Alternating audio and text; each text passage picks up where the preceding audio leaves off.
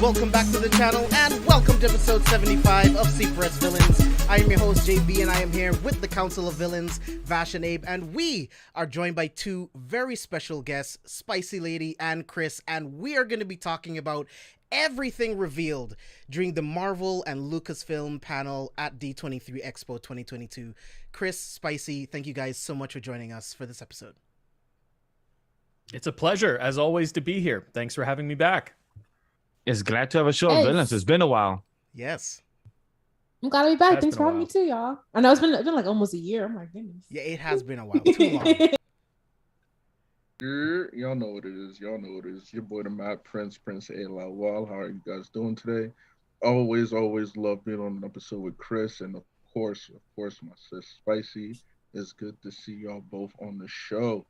JB, yeah, this was the D23 Expo was definitely something worthy to talk about, and it was actually quite amusing overall when it comes to people's expectations, for sure. So I'm excited to get into it.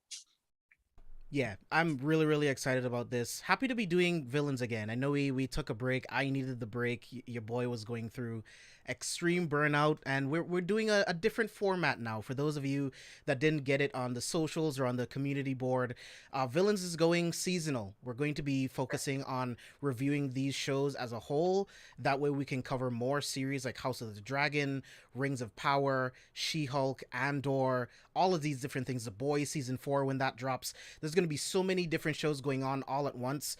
This is the way that we can give you quality content and give you as much of it as possible. We're also going to be reviewing a lot more movies. Abe and I are definitely going to be reviewing Halloween Ends. We're going to be reviewing The Woman King. We got a lot of stuff coming for you guys. So there's still going to be a lot of content, just a little bit more spread out, you know, so that each of us, we're all running our own different content creation businesses and everything. So just gives us time to work on our own stuff. And then again, we still get to come together and give you guys the quality content that we were doing before. So without further ado, let's get into it. We were going to talk about the game showcase, but I wanted to make sure that we dedicated all the time just to this Marvel Studios and Lucasfilm panel. So if you do want a recap of that, go to carefulforspoilers.com after the show, of course, and you can get a full recap of literally everything that they dropped during the Disney and Marvel game showcase. There's a lot of cool stuff in there, like Tron Identity, Avatar, Reckoning, a lot of great stuff in there, so go and check out that Gargoyles article. Remaster. Gargoyles Remastered, can't wait for that too. Lots of great shit. But again, let's get into it. Starting off with Lucasfilm. We get the final trailer for Andor. We already know that it's going to be 24 episodes. Kathleen Kennedy describes the series as a 24-episode spy thriller.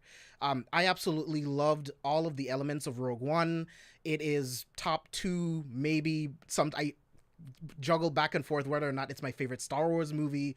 I absolutely love watching regular people fight for what's right. It's very cool to watch Jedi do a bunch of cool flips and twirls with their lightsabers and using the Force, but watching regular people put their lives on the line, it means a lot to me. So I can't wait for Andor. I can't wait for this series. And the first 3 episodes are dropping all at once on September 21st. So we are eating, guys. So Spicy, starting with you, what's your excitement level for Andor now that you've seen the final trailer? For me, it's like you said, I am more of like the spy thriller of it. I love seeing the double agents of Star Wars, how, you know, when you think, you know, all hope is lost, you see like Empire soldiers with the rebellion, whatever. So I love that we're going this route. I love seeing more of like the politics of Star Wars, what's going on. I always felt like that was interesting. So I'm excited for Andor. I did enjoy Rogue One. I'm not like a Star Wars fan, but I grew up with it. My dad is a huge fan. My sister is, so I grew up around it. So I know what's going on. But you know, I like spy thrillers, so I'm excited to see this part of Andor. Yeah, Chris. As you guys know, over the last couple months, I've been saying I'm not super hyped for Andor, and I don't know why. I just cannot get excited about this show. I'm going to watch it. I'm currently writing an article ranking all the Star Wars shows for Careful for Spoilers website. But maybe if all the shows that star characters I've been invested in have failed me, and they have, maybe watching a show about a character that I'm not invested in will actually be a fantastic experience. You know, the show is certainly bringing the war back to Star Wars, which I can appreciate. So I'm going in with like a total clean slate, like super low bar. I'm just gonna let the show wash over me and see how it goes. Yeah, Vash. I'm like Chris, not hurt like him, like with some characters certain series, but I'm more like I just recently, about a month or two ago, I just saw Rogue One for the first time. It was great. I don't think it was fantastic as have people hype me up to it, but it was great. It was really enjoyable. I wish we saw more of those characters, our boy Donnie Yen and other characters that we saw there. Now with the little prequel, maybe we can see more of that. So they did intrigue me. When it comes to Kathleen Kennedy speaking, at this point, I just don't care how she markets stuff, because the way she's been doing over the years is like, yo, you just like to hype shit up and it's a bit of a letdown. So when she talks, I just rather just throw it out the window, just kind of ignore her. I know it sounds rude, but my apologies on that. But on the Like spy Kathleen, just roll the trailer. Get off stage. yeah, that's it. That's it. Like Jill, that's it. You did your job. You hire people. That's it. Meet the plan. Spy thriller. I'm excited for it.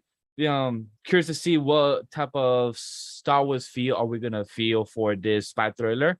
And our characters, we know most of them are not gonna survive, but knowing that this is a 24 episode, I hope we get it fleshed out and not a 30, 23, 15-minute type of show. Hopefully we get a little nice 45-minute goddamn hour, like just a nice slot of pure entertainment and just a good story.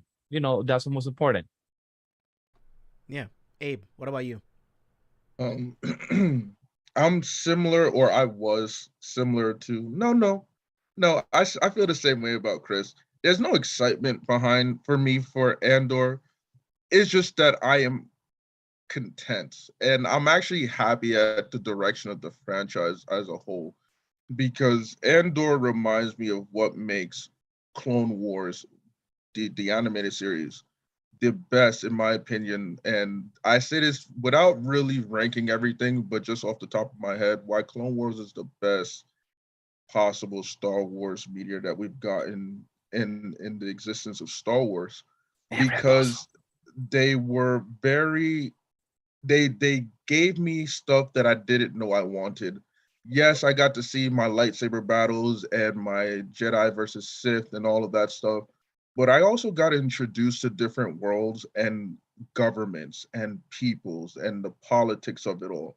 And it made me actually start caring not just about the main characters, but the overall universe of Star Wars. And while I have no excitement for Andor, of course I will still eventually watch it. It's just, I'm gonna be honest with y'all, I still haven't even watched Mandalorian season 2 yet. Everything is in the backlog. I'm just happy that they're giving us a show that will continue to build and to spread out what the universe that they're laying before us. And to do it in such a spy like thriller-esque way is genius. So when I say I'm not excited for it, it doesn't mean like, oh, I think it's going to be bad or anything. It's just I have no feelings towards it because it's eventually going to get watched. For the overall review, I might miss it. Just we'll see.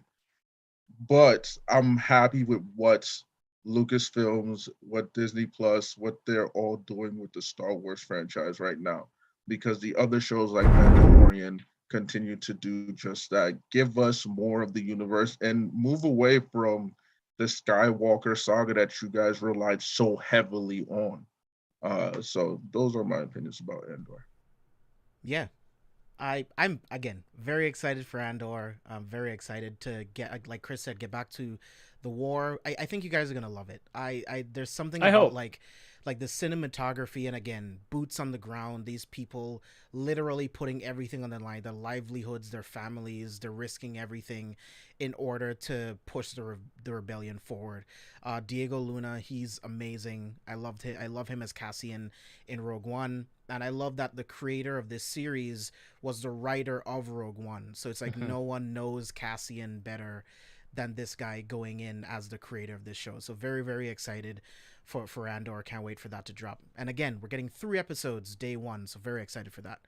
I love the way, one last thing on Andor, Yeah, if you of don't course. mind. I love the way that the show is going to be formatted, how it's covering a span of 5 years, and each 3 episodes, there's going to be another time jump. So I think they're dropping those first 3 episodes because technically the first 3 episodes are like one storyline, and then the next week we'll do the time jump. So I think that's really interesting. You know, that's something the Star Wars shows haven't done before.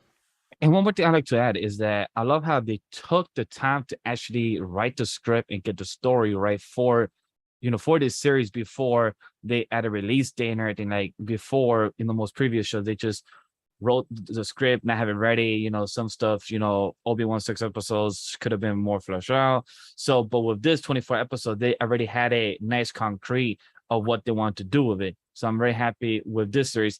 I have a bit more hope because of the people behind it in the production side. So I'm just hoping that my hope for it actually executes by the end of the first season, of first 3 episodes, where I can be like, wow, this was really good. Yeah, I think it's gonna wow people, but we'll see. Very, very excited for this. We're very, very close. We're so close to Andor. So let's move on to Willow. So I don't have much to say on this topic. Honestly, I'm not familiar with the original. I do know that there is a lot of hype over Willow. I will have to admit I did like the trailer.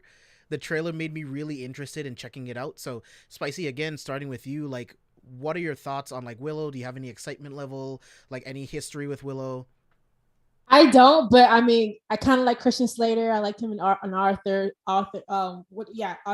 whatever. So that's cool. I'm not really familiar with this movie. I have to watch the old one. I think it's on Disney Plus. So, but yeah, I mean, I'm excited about seeing new things revamped, continued on. So I'm open to it. It looks very much Lucasfilms-esque. I mean, magical stuff. So I'm here for it. I think the actress from Captain America and Winter Soldier is in it, so that's cool. From one of the faces I've seen in the trailer, so yeah, I'm excited about it. I don't have an opinion, not much. Yeah, I'm really not familiar with this at all. But like you mentioned, Christian Slater is joining the cast of the series. The series is mostly directed by Ron Howard, and the premiere is going to drop on November 30th. So, Chris, what about you? What are your thoughts on Willow? I'm in the same boat as Spicy. I've never seen the original film, even though it came out when I was younger. But I know that the film has a very dedicated and loyal fan base to it. So I'm excited for everyone that loves that movie. They're finally getting a sequel to it. That's great news for them. I might end up going back and checking out the original film as well so I could watch this, but we'll have to see. Time permitting. Vash? I guess to repeat it, I have not seen the original or know any of this IP. But one thing I'm happy about is the property or the studio of Lucasfilms doing more than Star Wars and Indiana Jones. So I'm glad that they actually do more of their own property that they had. And when I saw this trailer, it reminded me of Lord of the Rings, even though I have not seen any of the Lord of the Rings. But, in a fantasy realm type of world, with little short people, elves, sticks, like wands. I'm like, okay, this looks dope. I will watch when it comes out. Would I take the time to watch the original? No promises on that. But, we're in the time and age there. Our studio Disney likes to reboot anything. So they have the money, they have the property, and like Chris said, they have a loyal fan base that I never knew or heard about. So if you have a loyal fan base, just know you might get rebooted. Vash, I don't think we can be friends anymore until you've seen the Lord of the Rings trilogy. I need you to fix that. You gotta plan a whole lifestyle month. right now, taking like good 12 hours, 13 hours to watch all those properties. No promises on that right now. We're doing a Lord of the Rings villains episode. Confirmed. Look, do it the way... Look, Chris told me that him and his wife watched a disc per day. So you get the extended cut. You watch 2 hours per day. In a week, you're done, bro. It's like watching a miniseries when you do it like that. Yes, it is the greatest trilogy ever made. As a film fan, you will love the production. These movies have the best productions of any fucking film, period. I just love it how James always puts that little caveat, say, and you work in production, so you have to. Yes, like, you will appreciate it. It's not a bunch of fucking CGI and blue screen. It's thousands of extras on location. Like, this is hard shit. A lot of You'll special appreciate effects and actual and makeup and wardrobe stuff. Good. If you could watch it in 4K, It's the 4K transfers are God, amazing. they're so good. So, Oh my amazing. God, they're so good. So who wants to send me a mail of the actual 4K and I can watch on my TV? Ah, I I have no got problem. you. I got you, bro. Oh, I got word, you. okay, I cool. I Let's- own the Lord of the Rings multiple times. I got you. But Okay, Abe, we talk later I, then. I went off on a tangent. Abe, Time what to are hit your the high thoughts on seas. Willow? Oh, Lord of the Rings too. Does anybody have a stopwatch? Technically, yes. Okay, I'm gonna need you to start it on my go. Okay, on one. All right. 3, 2, 1. I don't know nothing about Willow. I'm glad that fans are excited. Congratulations to y'all. That's my opinion. How long was that? 13 seconds. All right, Perfect. So sassy tonight. He's like, I don't give a fuck. Let's move on to after the real shit. Yeah, so all right, so we'll move on from Willow. Let's move on to Tales of the Jedi. Now, in this new trailer that we got, we finally get to see young Dooku. I thought this was really cool to see, watching him and Mace Windu fighting side by side. Absolutely love this trailer. What we know about Tales of the Jedi, it's going to be 6 shorts. Releasing on October 26th. 3 shorts are going to focus on Ahsoka and her origins, and then the other 3, like I just mentioned, are going to be on a young Dooku.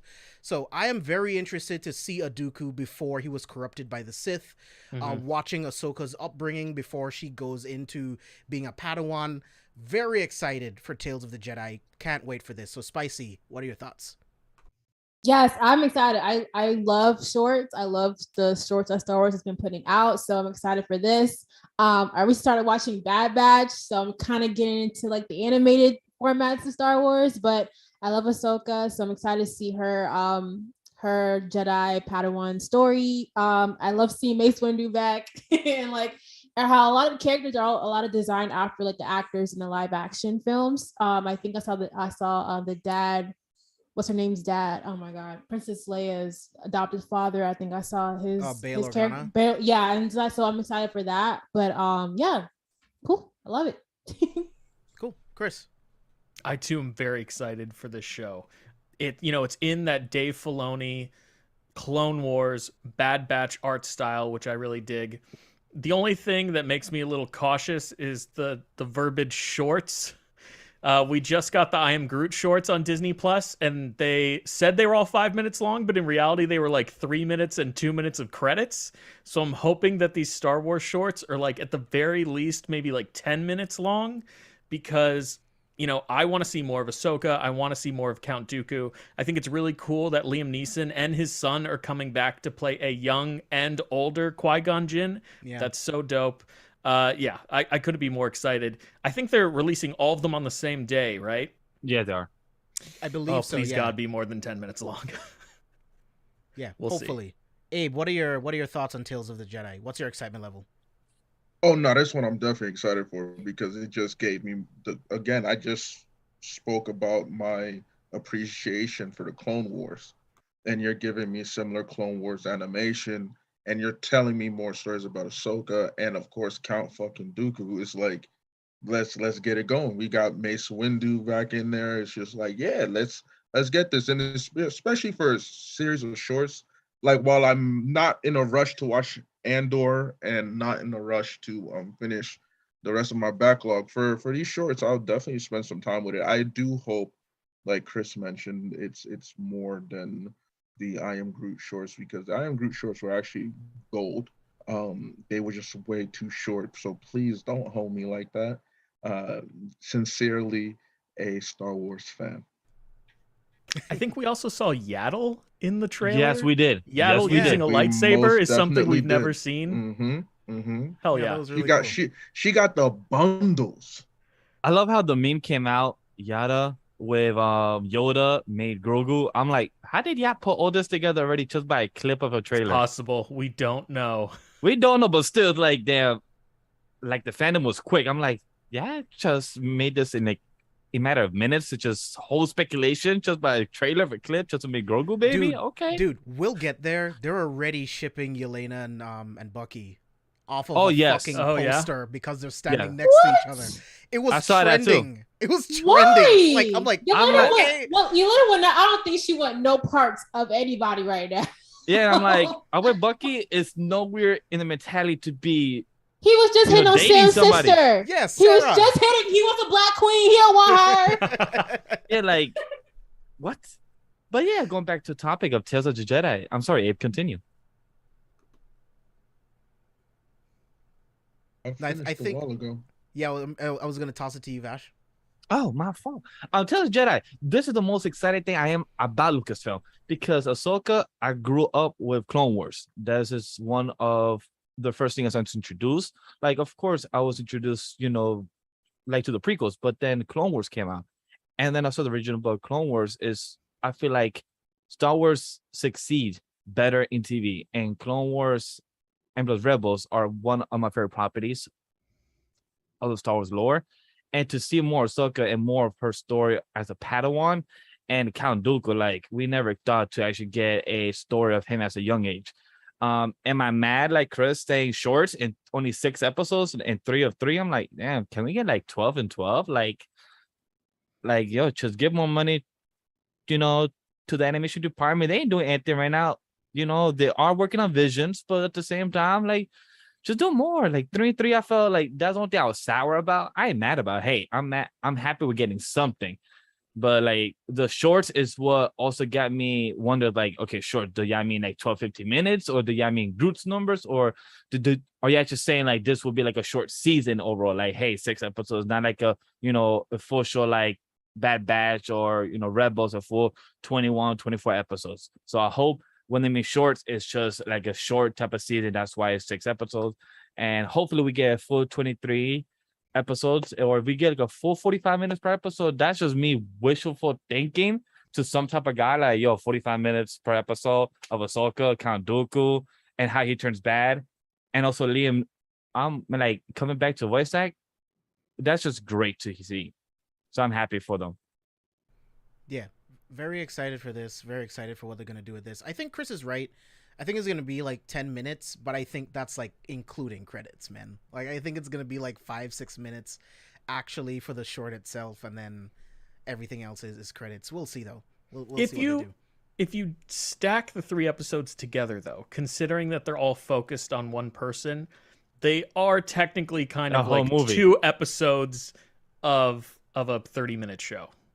That's true. But that's us assuming. But what I'm curious, Yeah. why didn't they just put it as a movie, like 3 episodes, just put one movie? I'm just to the same thing as Groot, like they just put it each episode by itself.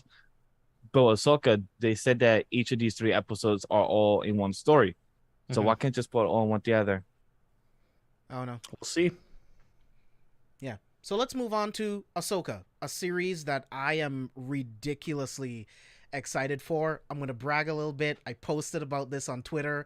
Rosario Dawson liked both of my tweets, the Hell one yeah. on C4S and then the one on my personal account where I expressed my love for her. I cannot wait for this series. I love Ahsoka. Ahsoka is one of my favorite Star Wars characters, period. Dave Filoni put a lot of work into creating her, and throughout Clone Wars, Rebels, I have loved Ahsoka. She's an absolute fucking badass. And I can't wait for this. Rosario Dawson was perfect casting. She's amazing. Watching her on Mando, I can't take my eyes off of her. She's such an incredible actress. She's so gorgeous. Can't wait for this. Also, we got some casting news. Finally. As Fondi is going to be playing Ezra Bridger. I think this is really good casting. He looks exactly like Ezra. For a long time, Mina Masad from Aladdin, a lot of people fan casted him as Ezra. I thought he would have been great as well, but this guy, if they chose him, he looks great. We'll see what they can do. Very, very excited for this. So Spicy, again, started with you. What's your excitement level for Ahsoka? And I know you haven't seen Rebels yet, but what do you think about, I showed you the picture. What do you think about like them side by side? What do you think about them casting him?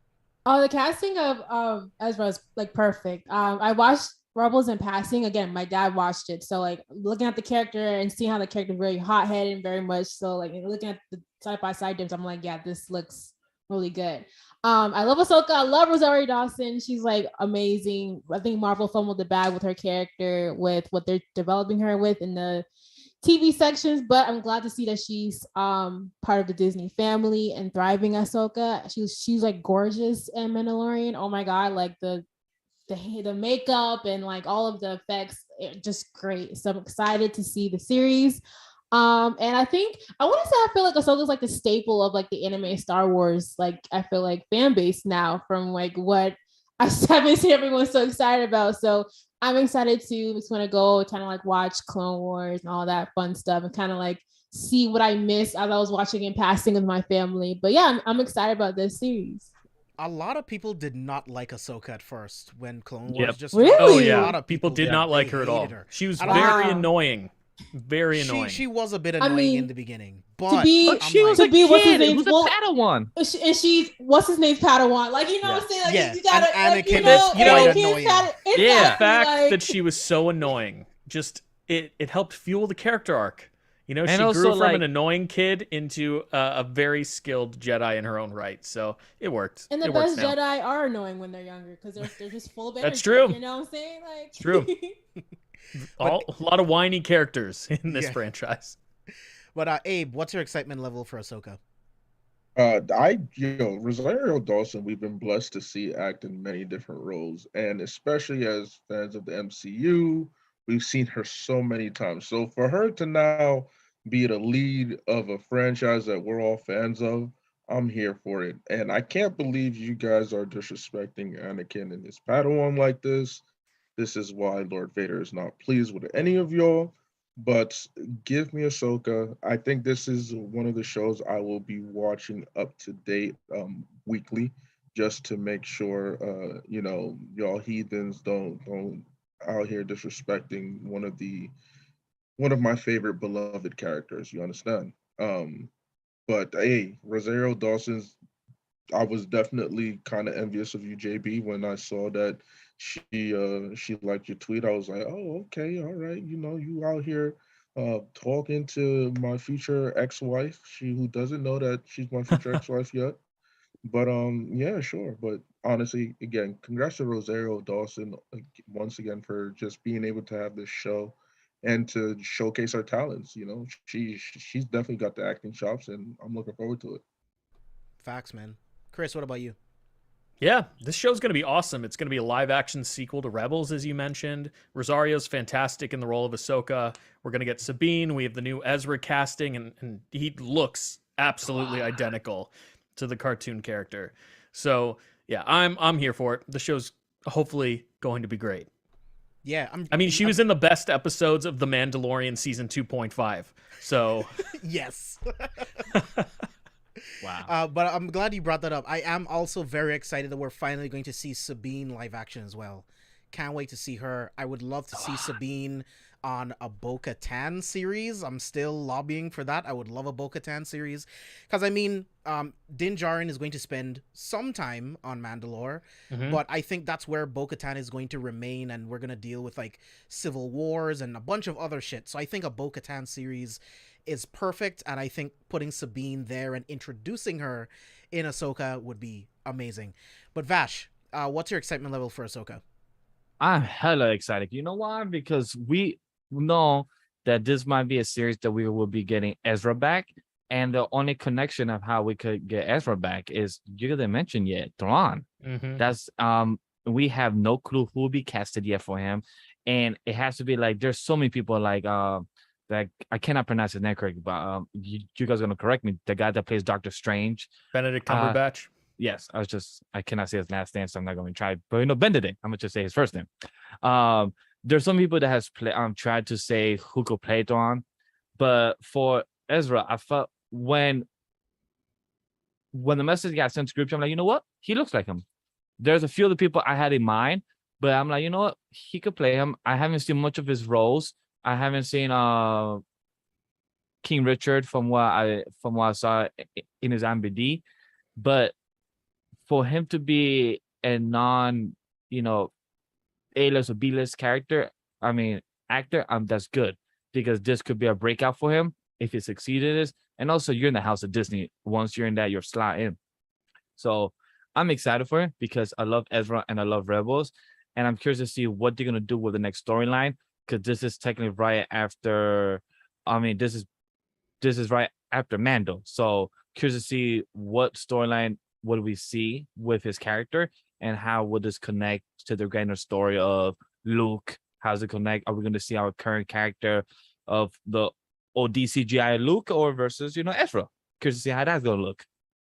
Like I know it would be typecasting, but Ray Fiennes, I think he would kill it as Thrawn. He'd be a good Thrawn. Ray Fiennes, Jason Isaacs, I think he would be incredible. Like Benedict would be cool. He does have the voice, the gravitas. Yeah. Like, yeah. And he's very cold, so it kind of works for him. Like he knows how to be cold like Thrawn, so it works out. Just curious, guys, do you want the pure CG on him, or do you want a mix of both of with a makeup and CG mix? I don't think they need to go CG. Thrawn is humanoid, and I mean, he looks like a blue person. Yeah. So I don't think they'll have to use CG. Maybe they'll like do some VFX for his eyes or something. But I think they could do it all practically. Yeah, agreed. Yeah. I can't wait for Ahsoka. It's gonna be a lot of fun getting to see that series. Like the I think the Mando episode that she debuts in is called The Jedi. Mm-hmm. Directed by Dave Filoni. Incredible episode. And again, Rosario Dawson is absolutely amazing as Ahsoka. The fact that Filoni wanted her, it just shows that she was right for this character to bring Ahsoka to live action. So very excited. Real quick, there's no information on this, but Skeleton Crew has officially wrapped filming. We don't have any details on it whatsoever. It's been a pretty close set. John Watts created the series that directed the Spider-Man movies in the MCU, and it stars Jude Law. That's pretty much all we know about Skeleton Crew. We do know that it takes place in the New Republic era. Right. So same as Mando and all these current shows. Yeah. So we'll see what they do with that. Jude Law's a really good actor. I trust John Watts. I trust the team at Lucasfilm to bring us a good series. So we'll see what they do there. Let's move on to the Mandalorian Season 3 trailer. Very excited for this. You guys already know, I think Mando is the greatest thing that to ever happen to Star Wars. It's amazing. What Filoni and Favreau have been able to do with Mandalorian, using Star Wars and turning it into like a Western with Mando. Incredible. Pedro Pascal literally completely disappears into Din Djarin. I know it's Pedro Pascal, but I can't see it. It's only Mando. He's so good at that. So this trailer, it helps that he's wearing a helmet 99% of the time. Really but like I'm very excited for season 3. Spoilers for season 2. He is technically no longer a Mandalorian, so he has to go to Mandalore, go through the trials in order to get back that title. James, I believe you're referring to season 2.5, the Book of Boba Fett. Correct. That does happen in the Book of Boba Fett. Well, I was gonna technically say season 1 of the Thank Book you. of Boba Fett. Thank you for that correction. but yeah, we're gonna see that. Bo-Katan, we can hear her in the trailer talking about that their religion broke apart the civilization of Mandalore. So we're gonna get to see how that works, the dynamics between Bo-Katan and Din Djarin, especially with the fact that he has the dark saber. We know that we're going to get Moff Gideon again. Giancarlo Esposito talked about we're going to get more, not necessarily backstory, but we're going to get more characterization to Moff Gideon, learn more about his character and all of that stuff. So extremely excited for Mando Season 3, to say the least. So Spicy, starting with you, what's your excitement level for Mando Season 3? I want to see that black saber again. When I saw it in Boba Fett, I was like, yo, this is some... I love it. I love the saber lore of Star Wars. That's why I'm invested. I love it. I love all the symbolism of it, but especially the black saber. I thought it was really cool. I did not watch season 2 of Mandalorian, but I mean, I watched Boba Fett, so I think that kind of summed up a little bit of maybe, I don't know, but I'm excited to see more Mandalorians, I guess, around. I'm excited to see the duo back again, especially after what Baby Yoda decided to choose his path, his little outfit, whatever. So I'm excited. It looks really good. The trailer looks really amazing, and yeah, I'm here for all the action. Oh yeah, Chris. Dude, This is going to be awesome. Like you, I think the Mandalorian show is some of, if not the best Star Wars content that Disney has made since they bought Lucasfilm. I cannot wait to go back to Mandalore. Some people might be confused as to why Grogu is back with Mando if they didn't watch the Book of Boba Fett. But recap in the beginning. Yeah, it'll be fine. That's the only element that I'm like, a little mad about. But I think the show is going to be awesome. Like, the visuals look great. The Star Wars lore is going to be a lot of fun. From the footage they showed at San Diego Comic-Con, or no, it was at Celebration. I'm sorry. The footage they showed at Celebration shows little Grogu getting a tiny little Mando helmet, which I'm super fucking stoked about. They're going to make all the New Hot toys. Toys. Yep. Yeah. I knew it. Bash knows me. But yeah, the show's going to be awesome. Yeah, man, I can't wait. Abe, what's your excitement level? Yo, look, I already said I didn't watch Mando season 2. I thought season 1 was phenomenal. Season 3, the trailer looked amazing, and it made me say, like, yo, the back of my head, it was like, Prince, you should catch up. And then I continued on with my life. So I will get to it when I get to it, but it looks great. So whenever I do that 2-season binge, it's going to be phenomenal shit with 2.5 installed in there as well. So look forward to it. Really happy, again, that the Star Wars universe is being given this much freedom, this much creativity, that where we get to enjoy good stories. Fans get to enjoy good stories about non-Skywalker shit, It's been a long time coming, and Mandalorian continues to be one of the better shows out there just in all of television. So Facts, man. Dude, if you thought season 1 was phenomenal, wait till you see season 2. And actually, you know what? I can't wait. Whenever that happens to be. Yeah, I can't wait. Vash? I love Abe's patience. Like, when it comes to these things, I like to see at the moment and watch it.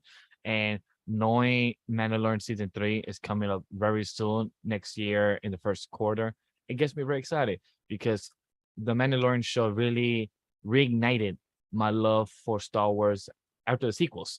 After the sequels gave me like, damn, yeah, just don't know, direction.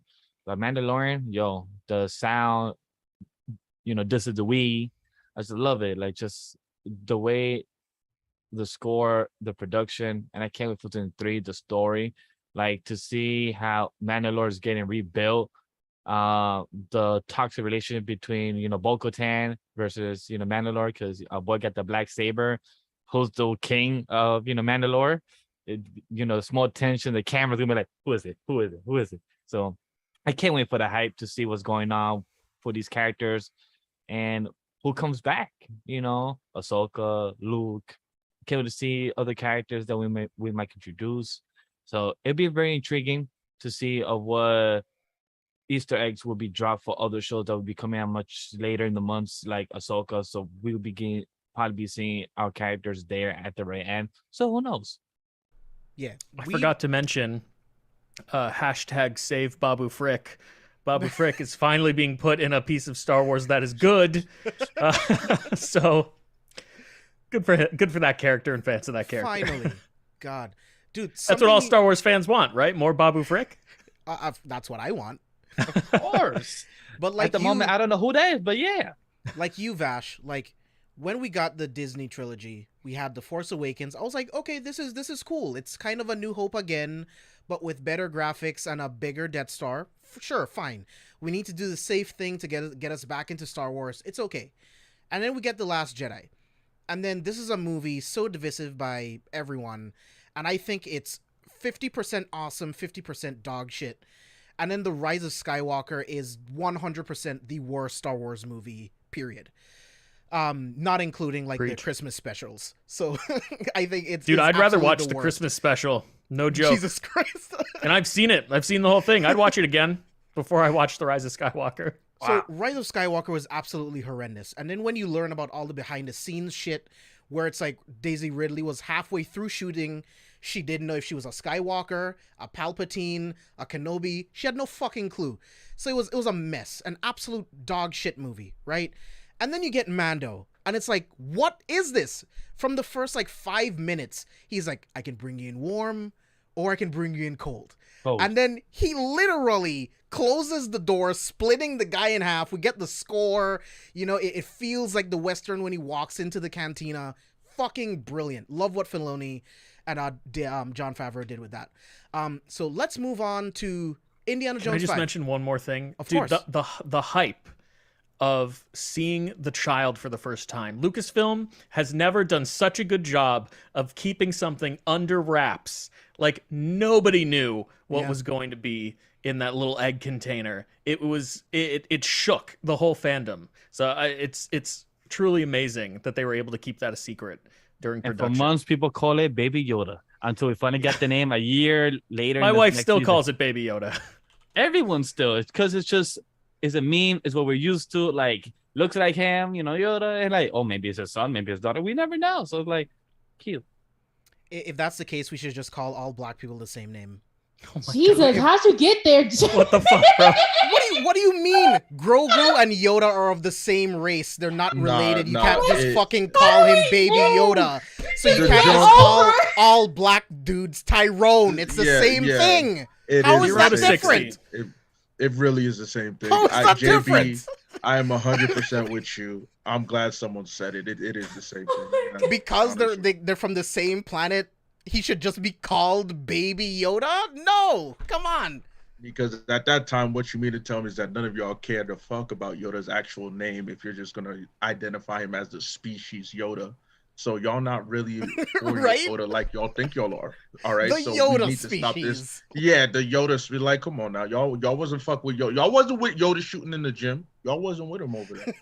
I am crying. From now on, all white people are called Doug. Oh, God. I was going to go. Doug and We're just grouping everyone together during this Doug. episode of Villains. Dougs and Karens for both the sexes. Oh man. All right. So let's move on to Indiana Jones 5. Super quick. There's no details on this just yet. Chris, did you see any details for Indy 5 yet? Because I couldn't find any. The only thing that we know is that it's going to be Harrison Ford's final Indiana Jones film. Yeah, that was the only thing I had in my notes too. Like he was on stage and he was talking. He was very emotional. It was great watching him because he had such a history with this character, and he talked about getting back to the roots of the character and how it was about adventure, and it's such a personal story. So can't wait for Indiana Jones 5. I'm very, very excited for this. Spicy, what's your excitement level? Like, are you a fan of the films? I mean, not really, but good for Harrison Ford. I mean, he like pushing 80 something and he's still out here making these Indiana Jones films. I can only relate to it because in college I had a professor who was a huge like Indiana Jones fan. He actually quit his high school teaching job. He was like a math teacher and wanted to be a stunt double, whatever. So he did a lot of Disney stuff with Indiana Jones rides or whatever. So like he was praying for this day to happen to where like Indiana Jones film will come out and he'll like get to audition because he was in like the Divergent films as extras. So I know he's probably him and his wife, he said. So I know he's probably like really happy right now with this news. But that's the only thing with it. I've seen most of the films. My dad's a fan of it, but I just, I like Harrison Ford. Good for him, but it's like, dang, this is a lot. But cool, I'll be watching it. It's crazy, but I do respect that it's like he's Indiana Jones. We can find a way to do it until he's fucking dead. Like, and I'm cool with that. Vash, what's your excitement level for Indy 5? Sorry to sound very heartless, but I don't give two fucks. I'm gonna come straight to it. I didn't grow up with Indiana Jones. I've seen most of the films. I sad to say I recall more the Shia LaBeouf film of his more than the others. So, like I said, sad to say, Kingdom of the Crystal Skull. Yeah, like I recall more of Shia LaBeouf character more than Harrison Ford, and the whole concept of Indiana Jones is dope. We want to see more of it, but it's just again not to sound cold, but like when you're that old and you still want to do a film and you keep saying it's the last film, it's like we could do more with this property if it was somebody younger, more of story. Like, if it was our boy Tom Cruise doing this, then I have Tom Cruise, he has to age. He is his own stunt double. Like that's what it is. Like my dude does his own stunts. But with Harrison Sword, like if I see him do a tuck a roll, shoot guns and everything, I'm like, that ain't him. Or throwing a whole rope in him, that ain't him. Like he ain't doing those tuck and roll. I've worked with actors and people, they ain't doing all those stunts. I would love to work with Tom Cruise to be like, yo, he actually does those shit. Damn. But if for you Harrison freeze a frame of Indy 5, it's going to be a stunt guy wearing a vinyl Harrison Ford mask. yes, like a whole white hair, like a whole jacket looking mad crusty in him. Like this, like the stunt double will be like 25, maybe 30. But Harrison, like in his 70s, doing this, like I'm happy for him. My dude's getting the money, but this money is mostly going for his kids and grandkids and everything at the end of the day. So I'm happy for him. Overall, like I said, I don't want to speak cold or heartless out here. But at the end of the day, like this property was not for me at the time. It's not for me now. Like I will watch it because like it's a dope property that's been out for the last 30, 40 years. But then it's like, okay, I'd rather see some of those young, put some name on them and start something new for this property that could be a lot more, like Lara Croft, like that character. It's dope to see more of this property, but since like films or AK Studios don't know what to do with it, just wait for this guy to say bye. Yeah, I'm just glad they're at least giving him like a good wrap up. You know what I mean? Like Indy 4 was not it. The introduction of aliens, introducing Shia LaBeouf's character, it was fucking horrendous. So James Mangold's directing this new one, right? I believe so, yes. Yeah, so I am very, very excited for this. Again, Harrison Ford was very, very like emotional about this, so very excited. Abe, what's your excitement level for Indy 5? All right, so when we talked about Willow, it was 13 seconds, right? Can you get that countdown ready? Go. Congratulations. Congratulations to Harrison Ford. Goodness. Wow, so Abe just said that one word that Damn. could have just said, all right, cool, I don't care either. Whoa. All right. Cool. I hope How long was 1 Like 3 seconds. all right, Like 3 seconds or less. Big W. I'm trying. The only thing I would say is I hope with this final film, kind of like a final setup, they like just go all out with like the nostalgic, with like the classic Indiana Jones film, with the corniness, the music. I went like the full works. I think that would be a nice little wholesomeness to like end out the final film. I have a question. Do you think they will actually lead to a sequel after this, or do you think they will let it die out, wait like 5 years, 10 years, or maybe wait until his passing and then actually wait to reboot it? Do you guys have an actual idea, or are you just waiting to see what happens in the next couple of years? If Harrison Ford gets his way, they're never going to make another Indiana Jones film. I think he's threatened other actors. Like, if they were to take up the mantle, he would find them. Yeah, Not that he'd be able to do much, being I believe you. how old he is, but I believe. Wait, he may not be able to do much, but he could hire somebody to do very much. true. He's still in good shape. Harrison Ford still looks pretty intimidating, so I'm pretty sure He is an intimidating man. I've heard that too. Yeah. Chris, James? what about you? Dude, I'm all alone on this episode of Villains, I suppose. I fucking love Indiana Jones. It's a film classic. I said I was excited. All right, thank you. I guess it's 2 out of 5. The two of us are on this island together, no, James. I said I'm a fan. I'm not, but I have a little bit of history with it. You were like, my dad really likes it. I'm happy for my dad. Technically, Chris is the dad version.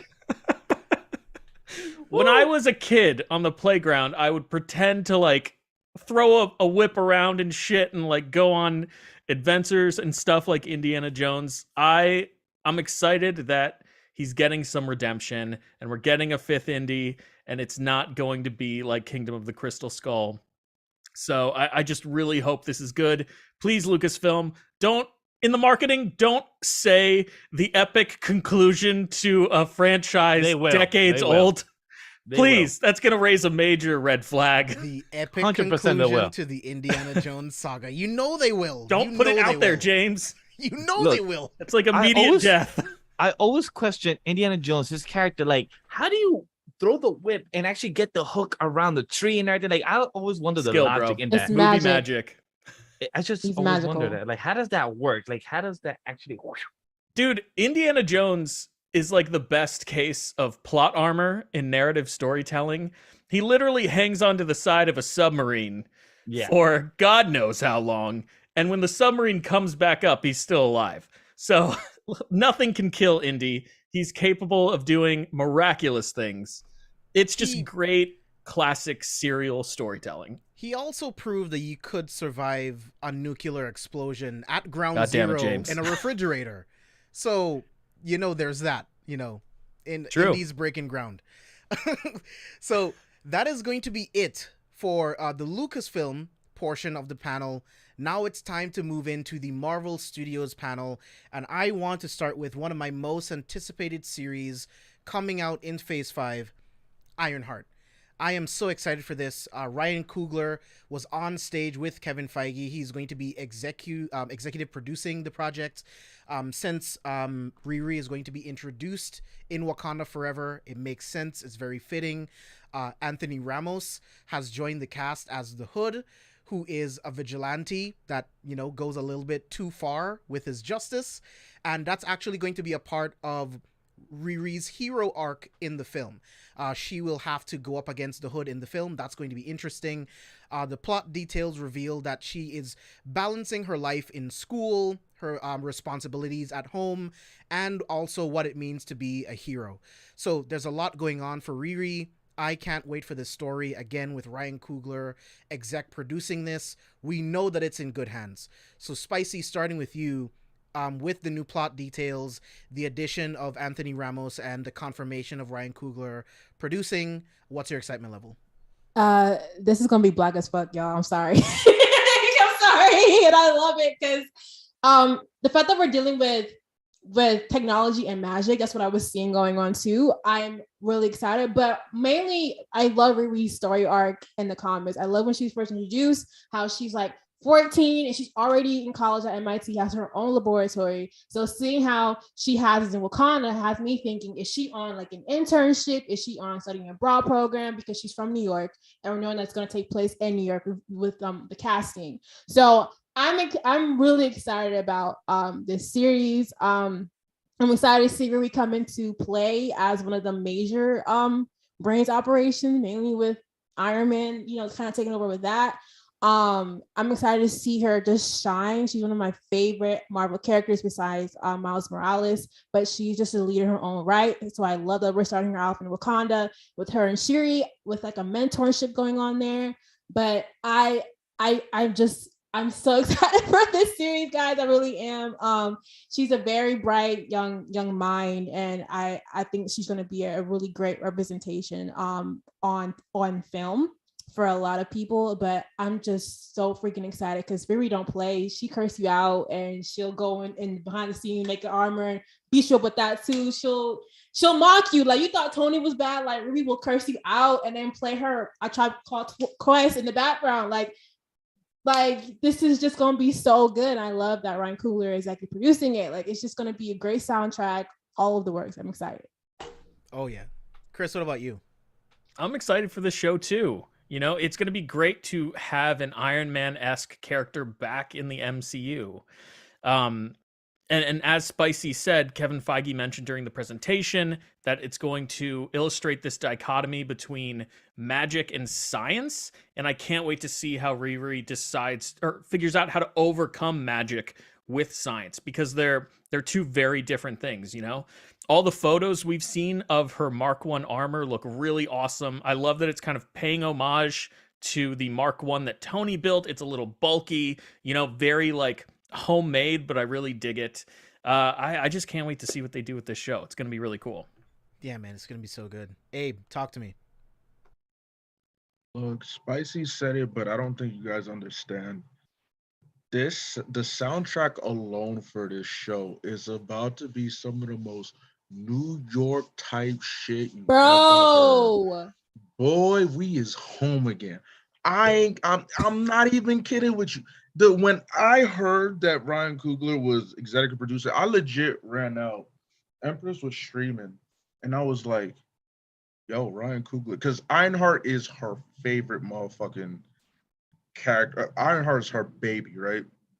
I was like, Ryan Coogler is working on this. She was like, oh, that makes perfect sense. And I said, no.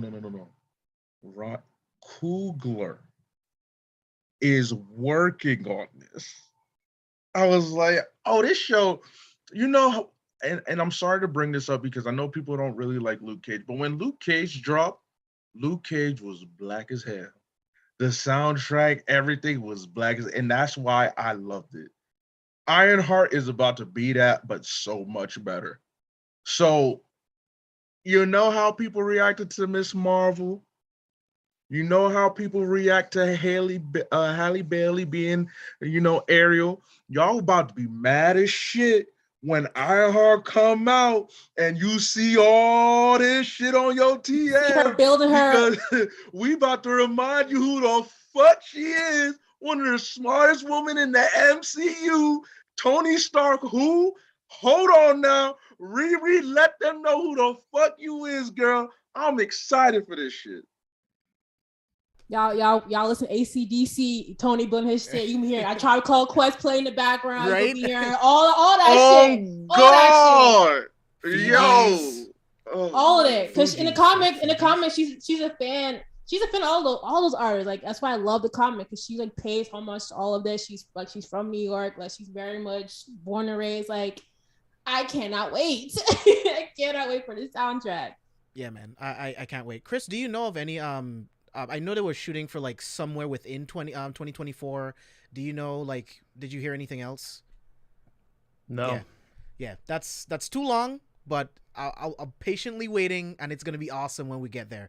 Let them make something great. Give them Yeah. the time to, instead of rushing it out. Yeah, Vash, what's your excitement level? I'm glad they said that, Chris, because with all these shows and all these properties that are coming out almost every 2-3 months of each other, I'm glad each show is taking their time as much as they can, post-production, pre-production, whatever it is, because I'm tired of all these shows. Well, no, all these shows that have been previous is because the pandemic, life happened.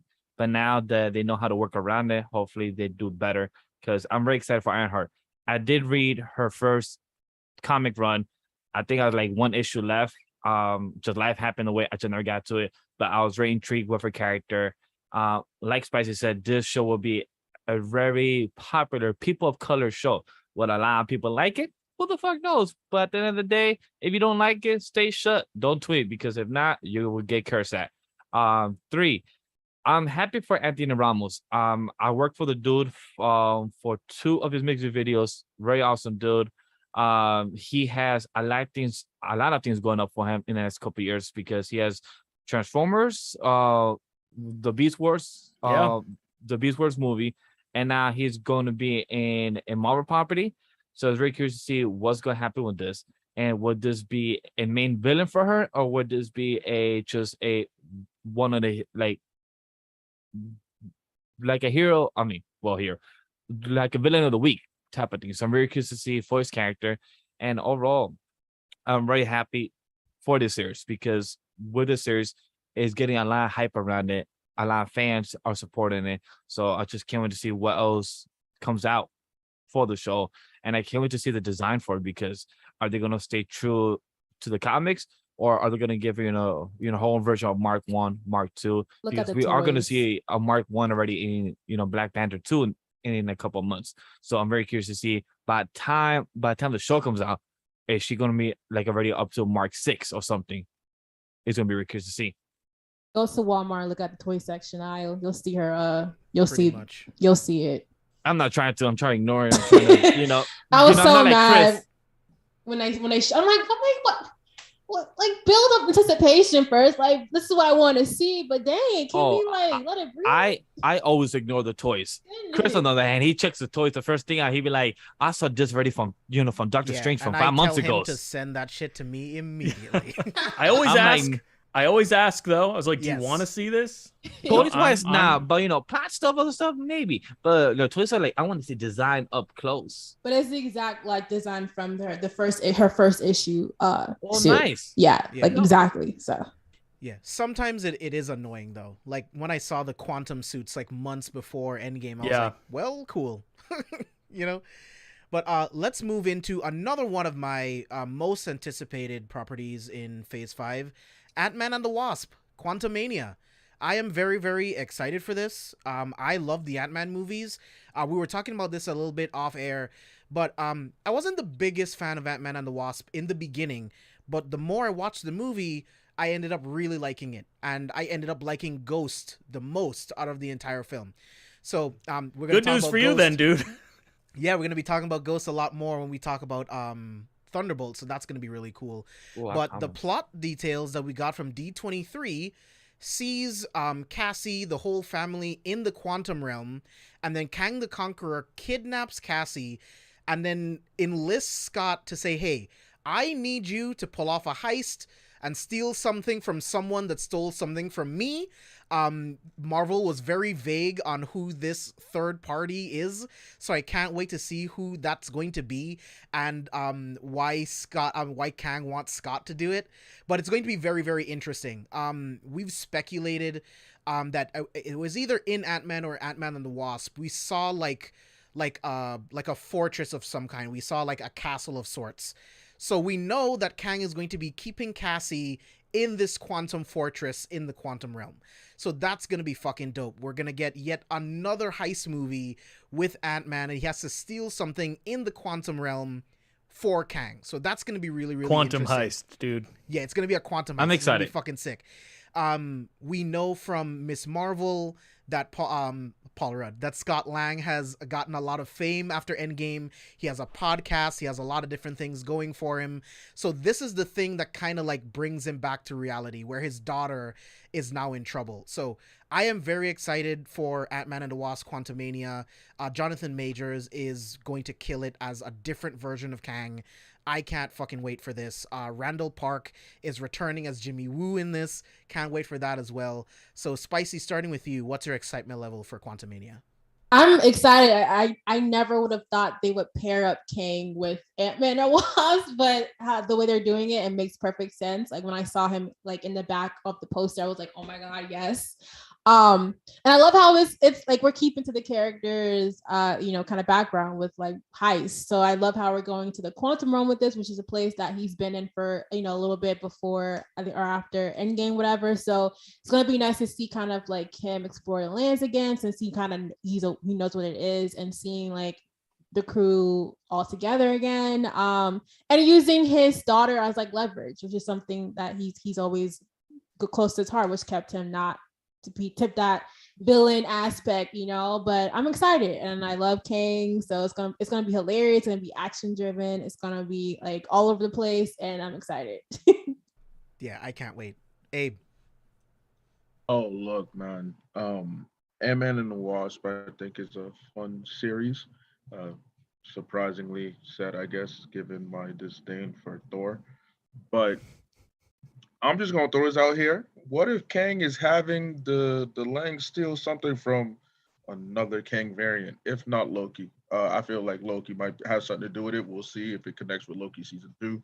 I'm excited. I'm excited. Jonathan Majors is coming. Kang is coming. We get to see it. It is interesting that his debut is in a series like Ant-Man and the Wasp. Of course, it makes sense since we're dealing with different realms, but because it's a comedic property, how will this introduction of Kang officially as Kang be? Is it going to play in line with that comedic trope that some people find, especially me, find hit or miss with MCU? Are we going to get a bit more serious, even though Paul Rudd is more known for his comedic acting and he's thriving off of that in the MCU? It's curious, but I'm just glad that Jonathan Majors, is really about to let the people know. I mean, when we first heard news as SDCC, the director said that Jonathan Majors commanded a presence like a young Marlon Brando, and in Hollywood, that is high praise. And the director also mentioned, like, yeah, everybody says that oh, someone reminds him of Marlon Brando, but when I say I mean it, like for real. Jonathan Majors is that guy, so I'm excited just to see him on the big screen of especially since now we're getting into the action that everybody's been waiting for in the MCU. This is now the start for most people as like, yeah, we out of the building phase. Now we in that action phase. Okay, what you giving us? What threats do you pose? We're finally about to get a glimpse of that. So it's gonna be exciting. Yeah, now that you say that, dude, I'm like, that would be sick if he gets Scott to steal something from That's a a great Kang idea. variant. What the fuck? Give me that. Because there was like theories saying like it was what's the name from Loki, the one of the directors who's like lost somewhere. They're saying like that's his lover or whatever. But I was like, I don't know. I would think it would be that a person. Oh, I think it'd be, Renslayer. yeah, I would think Yeah. it'd be more of like something that he like object or something. I Well, don't think. no, he does have a romance with Renslayer, and Yeah, again, we know that he's connected with Loki, so we can't help but think that Loki season 2 and Quantumania are going to have some kind of connections, Yeah. and if it's Renslayer, dope. Give us Renslayer, build upon that relationship, build her up too. If it's another Kang variant, oh my God, we're going to lose our mind. If it's something involving Loki, dope. Overall, I'm just excited because it might not be any of those things. It could be anything, and that's what the exciting part as well. So we'll see. Facts, man. I'm just excited for a quantum heist. Like that's all I care about. That's gonna Same. be fucking awesome. Vash, what about you? What's your excitement level? The Quantum Heist. Like, I'm excited as hell for that because once they announced it, I was like, not shocked about that. Like, literally, the first two is all a heist. So, like, and the third one to be a heist, it just makes sense, to the Ant-Man series of the films. But when they put the plot saying, okay, Ant-Man Scott Lang is gonna do a heist because to save his daughter, and after him just being the famous one of the only type of Avengers still on Earth, like still doing being out in public and not being hide in space and everything else.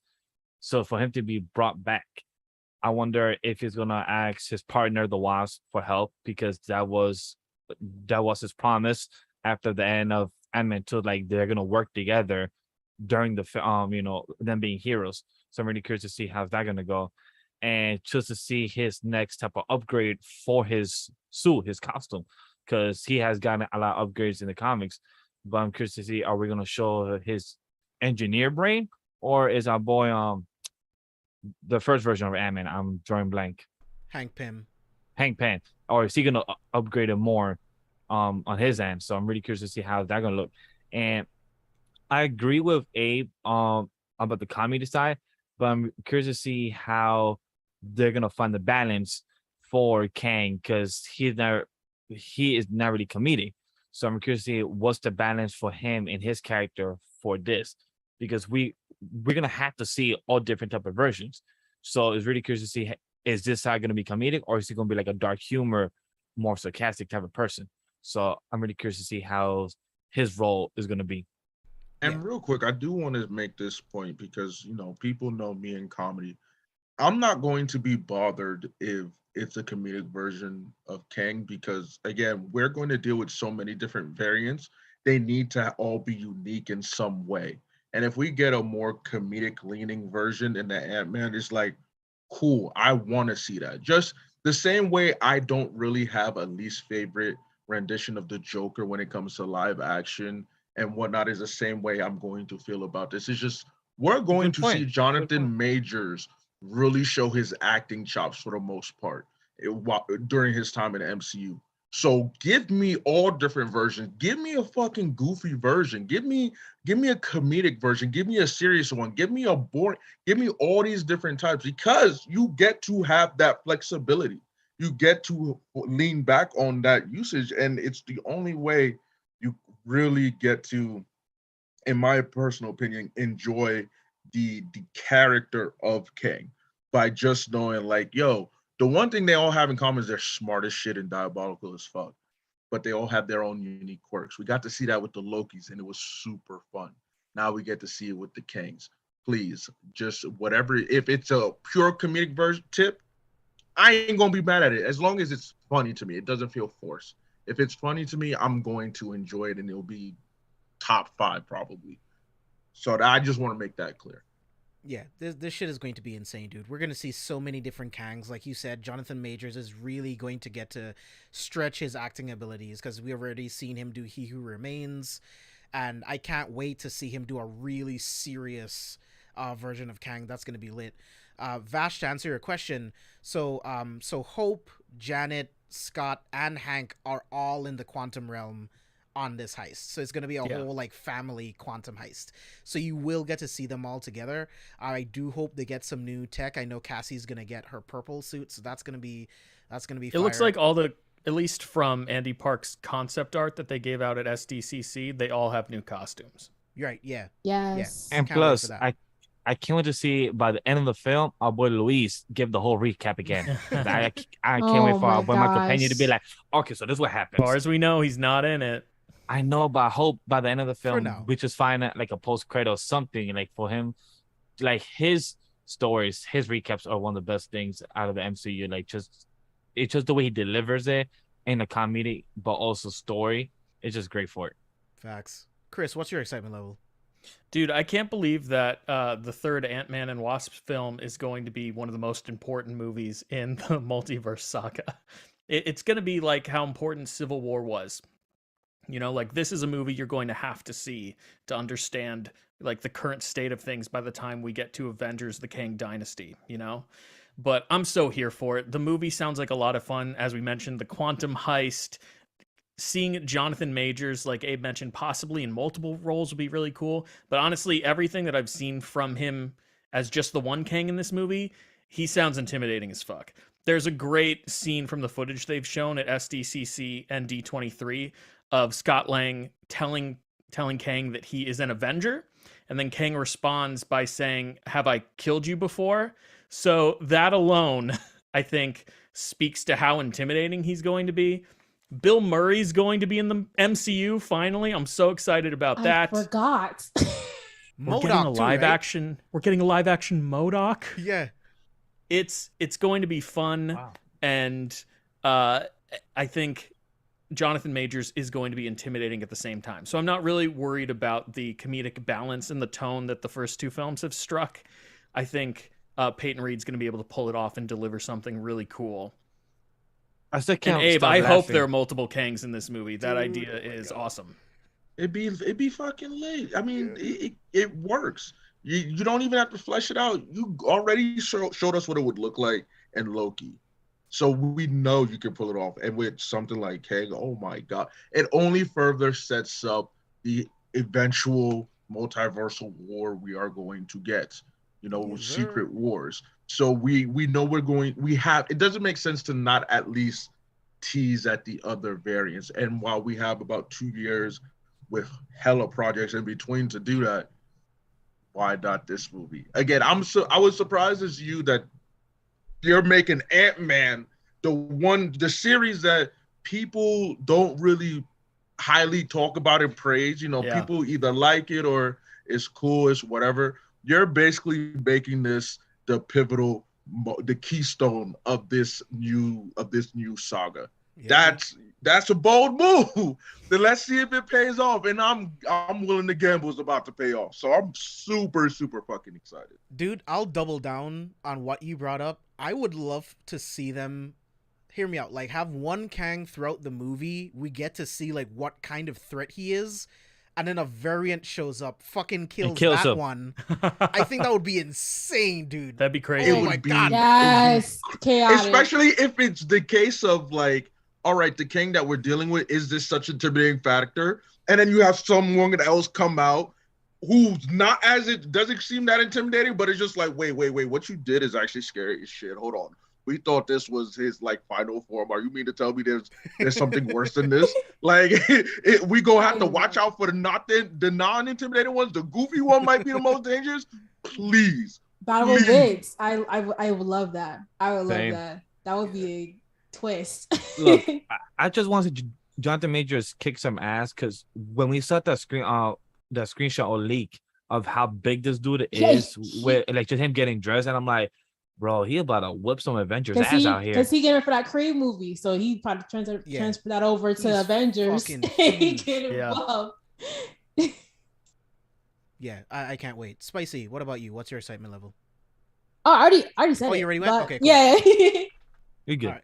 Cool. All right, so let's move on to Werewolf by Night. This was very surprising to see. I love the tone of the trailer. I love that it's all in black and white. It's so fun. I love the tone. It's perfectly capturing like that time period of monster movies. I think that's fucking dope. Michael Giacchino is directing it. One of my favorite composers ever. Very, very excited for that. And scoring it. And scoring it. Very, very excited. It's going to be dropping on Disney Plus on October 7th. So again, I saw the trailer, was blown away by how fun it is, and like it just, again, it seems like of the period of when Universal was making good monster movies. So Chris, I'll start with you. What's your excitement level for Werewolf by Night? Dude, I cannot wait for this fucking special.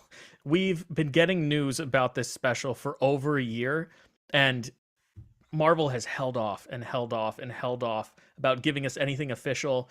I'm so happy that they're just like, here's the trailer. It's coming out in a couple weeks. Like, it looks to be the first time the Marvel franchise is going to be leaning into like genuine horror.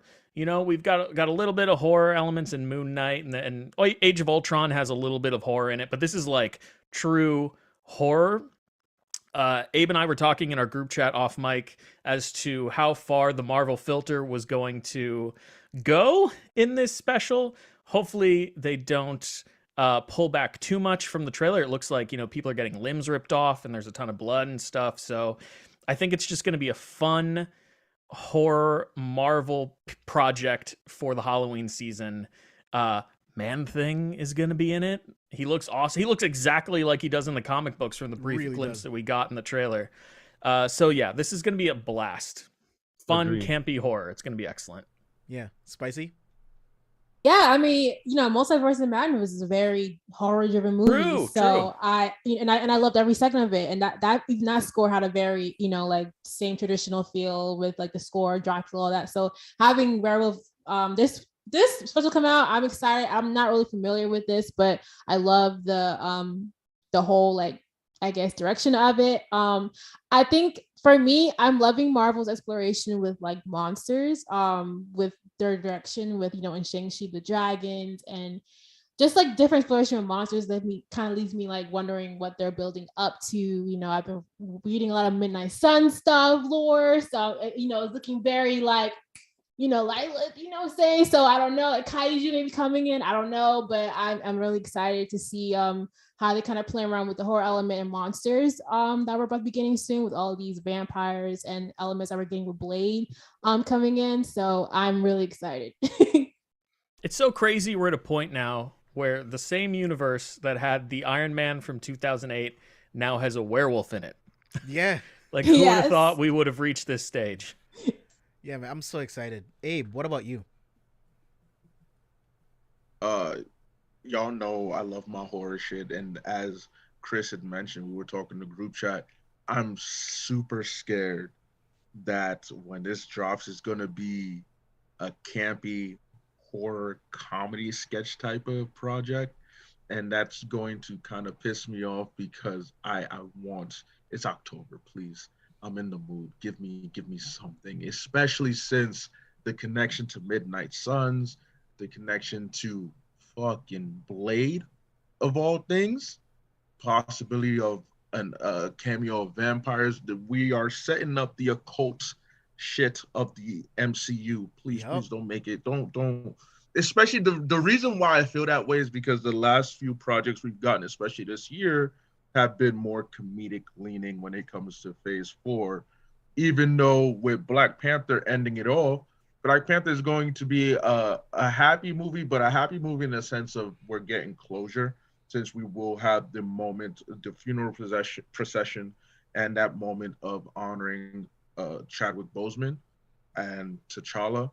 I know it's just crazy. We're laughing every few weeks only to potentially cry and then be like, all right, Phase 4 is over. We've concluded. Are you ready for Phase 5? So this project for Phase 4, I just don't make it comedy. Just give me horror. I want to see what you can do by full-blown horror. Well, not full-blown, but as close to horror as Disney's willing to go and as Marvel is willing to go. Please give me something good. Give me something exciting. Give me something that's going to have me salivating for more of the occult side of the MCU. Yeah, I don't think there'll be a bunch of jokes, but there will definitely be camp to it. Mhm. I think because because what it looks like, again, they're trying to capture like those old monster movies. There will be a level of camp, but I think it'll be a good blend. But we'll see. You're right to have those concerns. Vash, what about you? Like Chris mentioned in the beginning, of how they just dropped this trailer. There's barely any information. Like I know we're in this movie space, in the critics side and everything, but I hope Marvel continues doing this once in a blue, where they just drop content and like no information, like yo, it's coming out next month. I'm like, what? Okay, cool, because this is awesome. Just to not know information about property that's coming out and just going blind.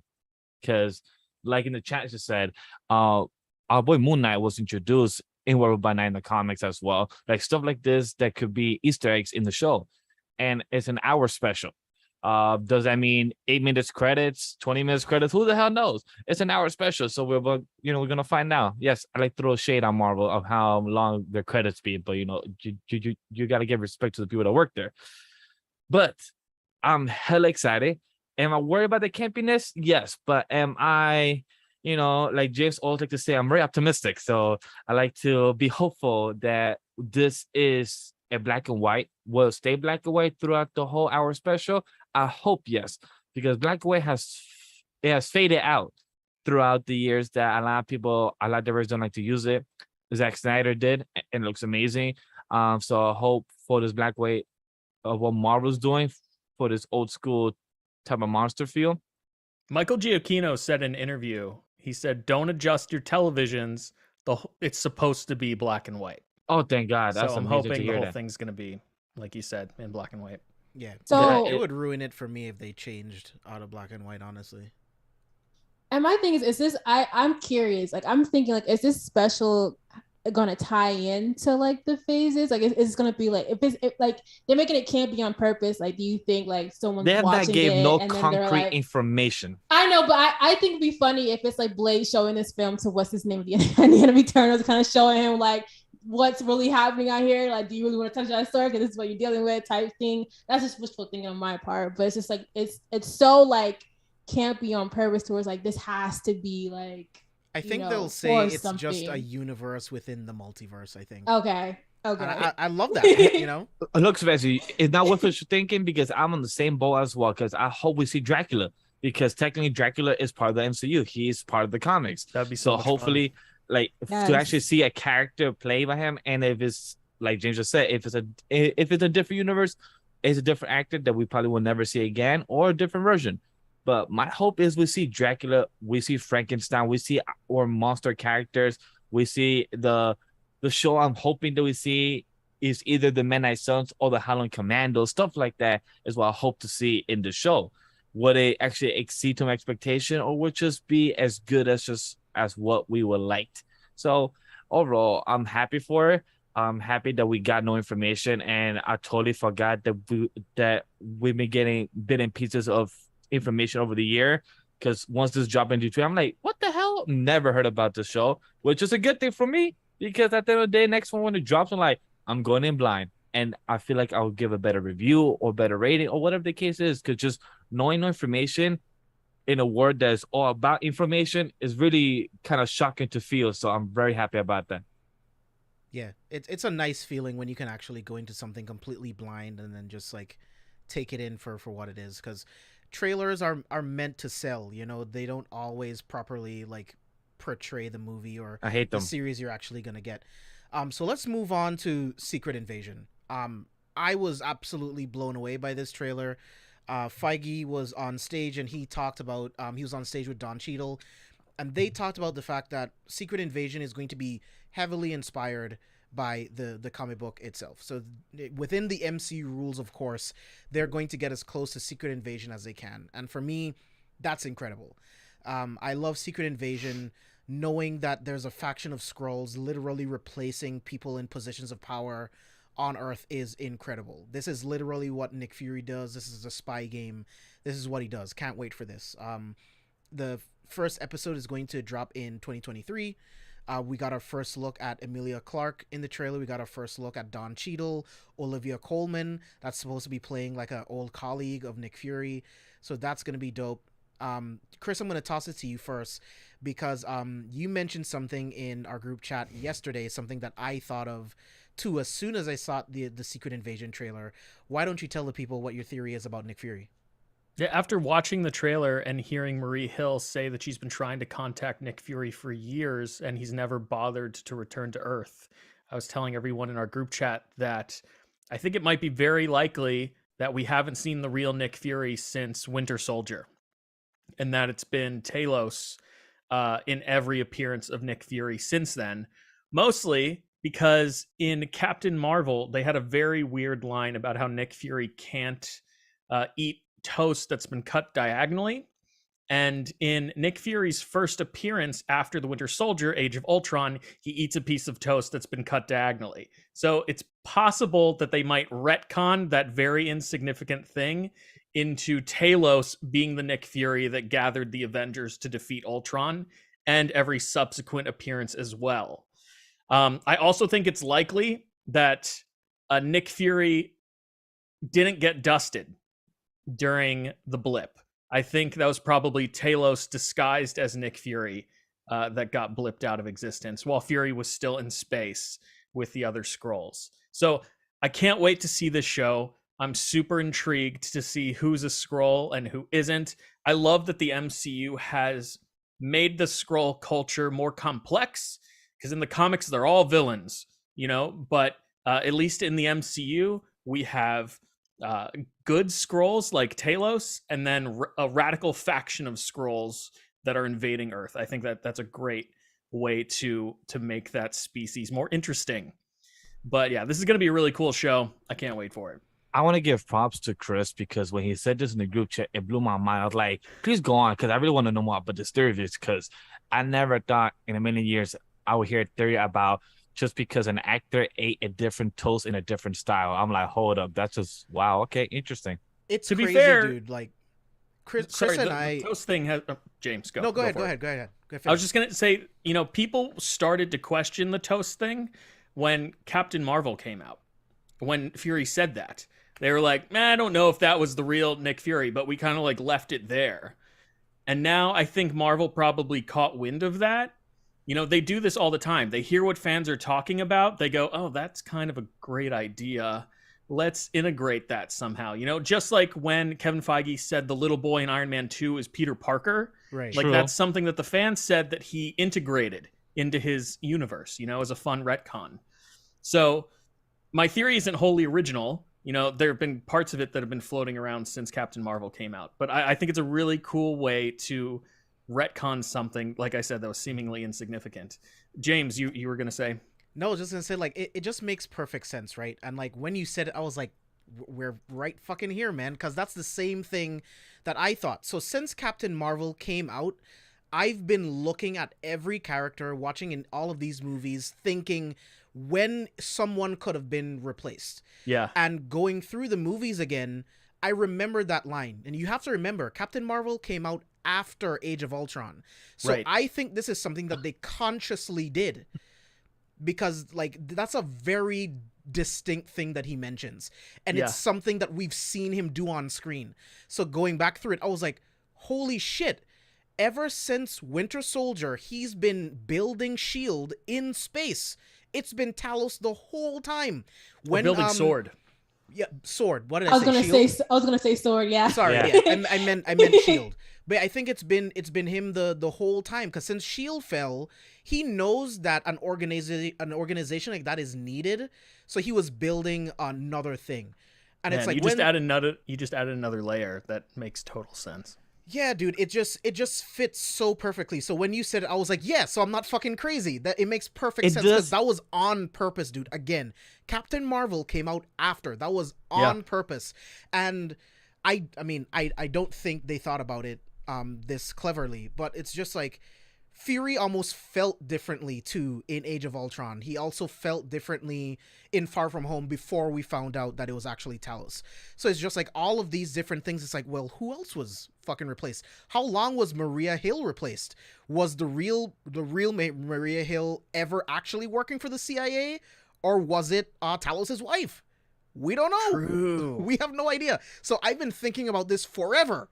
So it's just really cool that you brought that up in the group chat. It was fucking awesome. I can't wait to see if we're right or not. That's going to be very exciting. We're right, dude. We're so right. Yeah, Yeah, And because it also makes me wonder about the character of Agent 21. Like when we saw her back after the blip, we like, yo, her character feels all different. Like she girl doesn't feel the same. Like why does she You want talking to about go? Agent 13? Agent 13, Sharon thank you. Carter? well, Yeah, we Sharon know Carter. she didn't get dusted. She's She been was running she the No, was but I'm she was saying- around as a no, power broker, right? No, but Yeah. I'm saying that probably girls are Cree. Like, maybe her identity also got taken, or maybe that's why she's a whole different character. Like a whole Possible. different, like, the power broker. Like, why did she just switch a whole 180? Dude, that's So- a Yeah, really good that's theory true. because I am one of those people that was completely pissed off that she made this turn. Yes. It's not like it's not logical because she was completely screwed over by her country, but it's just like Which- this is really out of character for Sharon. Yeah, Like, I like- don't buy it. Extreme. Like a total 180. Really Yeah, like, extreme. And you have a lot of love to yours. You have a lot of love towards your aunt or your grandma because of what she did towards the country, and you look up to her. But then just because your country fuck you over, you're gonna fuck them Yeah, over. Like that could go that's both just- ways though. It could go both ways. Cause maybe we don't know if the government took care of Peggy after she got sick. We don't know that. So it could go both ways. She could see it as, well, my grandmother gave everything to this country. Steve gave everything to this country, and they got nothing back. They're dead. They're both dead. So she's thinking about herself. It could go both Steve ways. might not be dead. Huh? Steve might not be dead. He might not. He might be Oh. on the moon. Who knows? But Spicy, go ahead and weigh in on this. No, yeah, like everything goes the same. Like, there's always been that extremes with Marvel where it's like, okay, there's too much leniency with Nick Fury and No Way Home. Like, he's too patient with Peter. I was like, ain't no way this is, and then even with Peggy, the legacy of her aunt, I wasn't setting right with me with the 180 she went. I'm like, yeah, I can understand that, but it was like for her to kind of go, double cross, Sam, and I was like, I don't know, like there's certain boundaries and lines I feel like are not in place right. So for that to be the case, I would definitely not be surprised if that if she was Kree or whatever. Power position. I mean, come on, the scrolls do that, so I wouldn't mind that. But within the trailer, back to you, Chris, like with you kind of like putting those tidbits, and I was like, well, because I've been watching a lot of like theories about all of this, how they're like this distinction between Nick Fury not wearing an eye patch in one scene and then wearing an eye patch in the other, where it's like, the two different scrolls or whatever. But knowing that it was like that far back, like Talos took over, was crazy. And him calling the Kara makes that more, I guess, symbolic and more of like a heart-wrenching thing, where it's like, this is like the person who helped my family, the type thing we call her. Like, it makes so much sense. Yeah. But they were also breaking down a trailer where they're like, when can you talk about the trailer? I'm sorry, I didn't mean to. Oh no, you're good. You good? Go ahead. Yeah.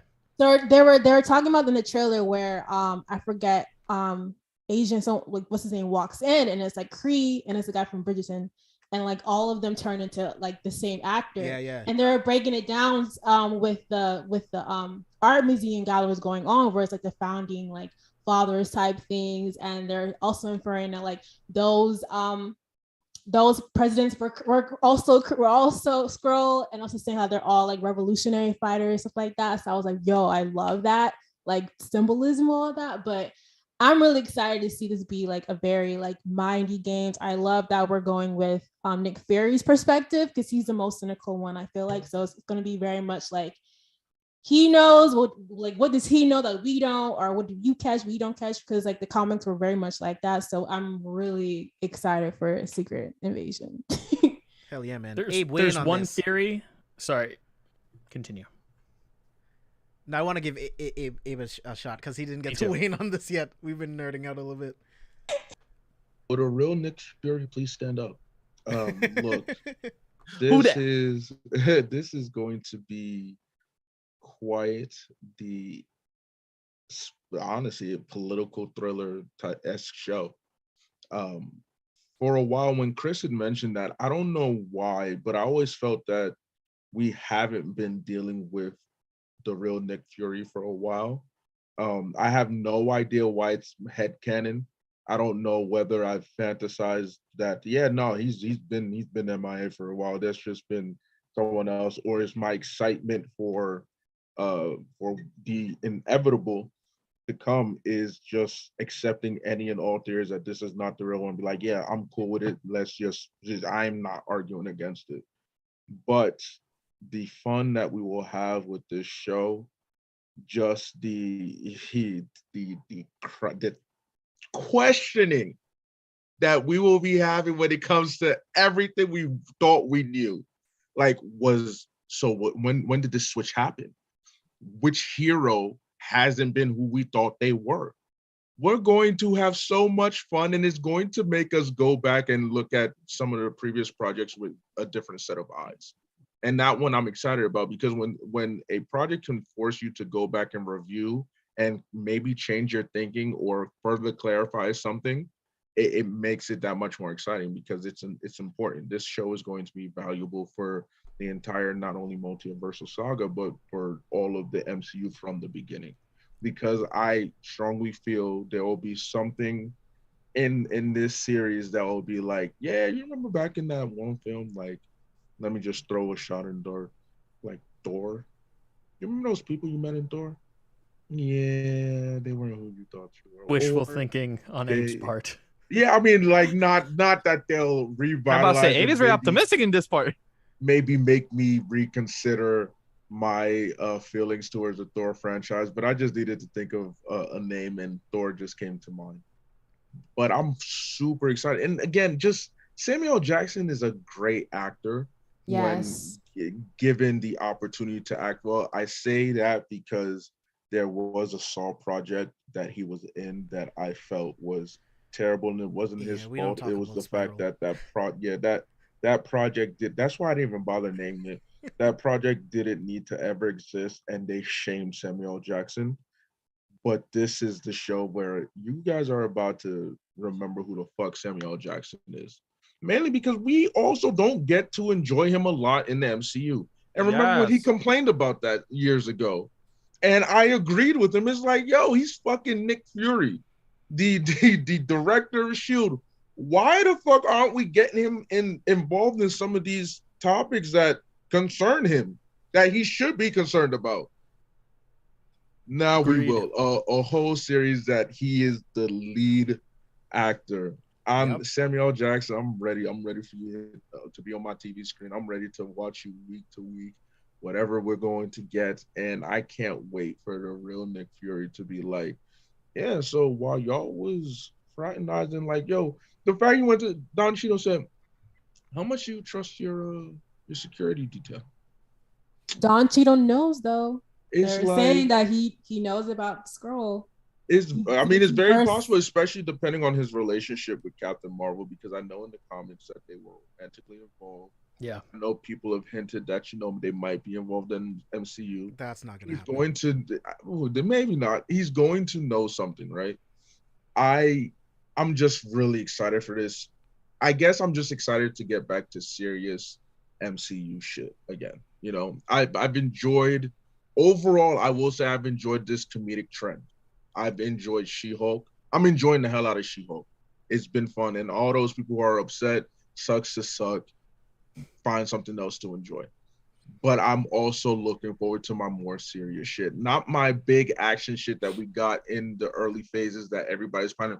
I just want something well thought out, like a political thriller show or a spy thriller type shit. I want that type of genre of storytelling. And we're about to get that with Secret Invasion, and the trailer just look fantastic. I'm gonna break your brains right now. Thunderbolt Ross was replaced by a Skrull a long time ago. This is why he's pushing. That's why he pushed for the Sokovia Accords, so that they could have control of the Avengers.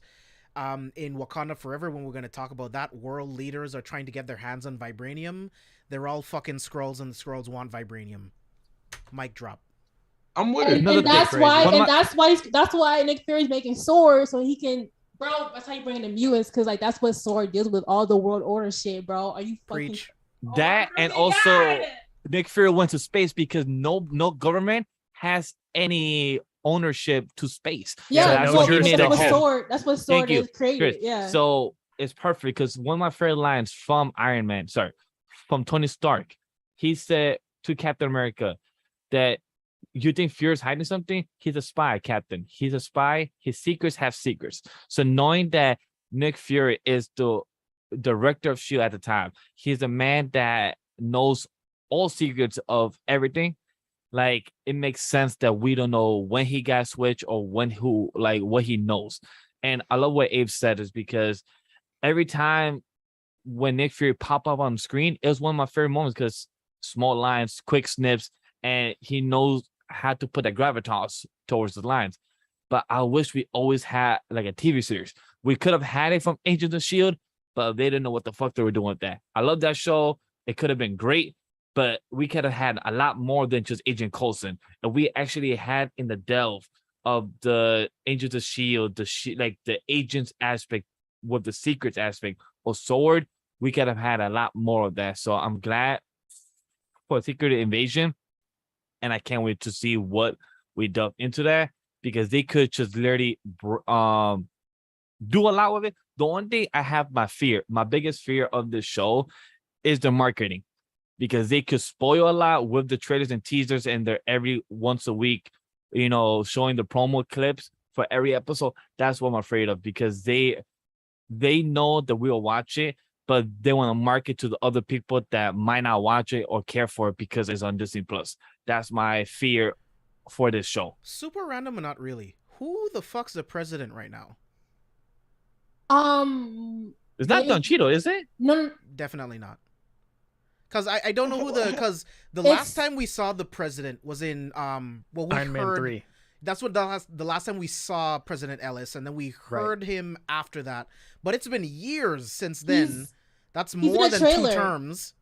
Really? He's in the trailer. Yeah, he's in the trailer. They broke it President down. Ellis, for real? He was getting attacked by like airplanes and shit. How did I miss that? Yeah, I'm watching it. Yeah. But that's why I thought it was Don Cheeto. Like, he's probably becoming the new president, because like Nick Fury asked, ain't no way Rhodey's about to be president. He's a soldier. He's not. They're not about to make war machine a president. So, but yeah, President Ellis is a Skrull for sure. Oh yeah. So guys, we're seeing a lot of X-Men sprinkled in here. I got a little theory. I was like, what if, to throw people a loop, we get Mystique just on like a random ass government position to kind of just throw in with all like the Skrull or whatever. I would fucking love that, because we've been seeing so much X-Men sprinkled in here. Ms. Marvel, her going up to Sword after they got switched. I don't want to spoil Ms. Marvel, but it's like just seeing all these sprinkles of X-Men. I'm like, bro, they existence. So it's like, how is Marvel gonna do this? But I'm excited. I'm excited about that'd be fun. All of this. Yeah. Imagine if we have the character Beast, because he's been into the politics for the characters, for the X-Men in the comics. So imagine if we see his name or the character inside the politics of the show. That'd be pretty interesting too. Yeah, I wouldn't mind it at all. But yeah, man, very excited for Secret Invasion. We could literally speculate and talk about theory crap a lot more forever. So let's move on to Loki season 2. So first piece of news up, Ki Q Guang was from Everything Everywhere All at Once and Indiana Jones. He's joining the cast. The plot details describe him as a time librarian-esque. Yeah. So to me, instantly I thought of the Keymaker from The Matrix for some reason. Not just because he's Asian. It's just the roles just sound kind of similar to me. We got some in the exclusive footage that they showed. Loki is apparently glitching forwards and backwards through time, and he's trying to communicate with Mobius and B-15, trying to tell him what's going on, but they don't remember him. So it's all going to be interesting. In the footage, we didn't see Sylvie or Kang, so we don't know what's going on with them directly after getting into season 2. So I'm very excited. Loki is still my favorite Disney Plus Marvel series so far. So I can't wait for season 2. We're going to get more Kang, more Loki, more Mobius, whatever Renslayer is going to be up to. I am ready for all of this. Ki Hu Guang, like, I was so impressed with him in Everything Everywhere All at Once. He was fucking awesome. So I can't wait to see him in the MCU. This is going to be awesome. He's in Disneyland now, so the sky's the limit at this point. So Chris, what's your excitement level for Loki season 2 with the new casting news and the footage description? I can't wait, man. Like Quantumania, this is going to be the other piece of the puzzle that kind of leads directly into the Kang dynasty. Loki remains one of the best projects that the Disney Plus shows have come out with. So all around, I'm just really pumped to see what this season does. Yeah, Spicy? Yeah, I agree. I had a fun time with Loki season 1. I love being fed all this information about time variance and the difference between that and this. I loved all of it. It was very digestible.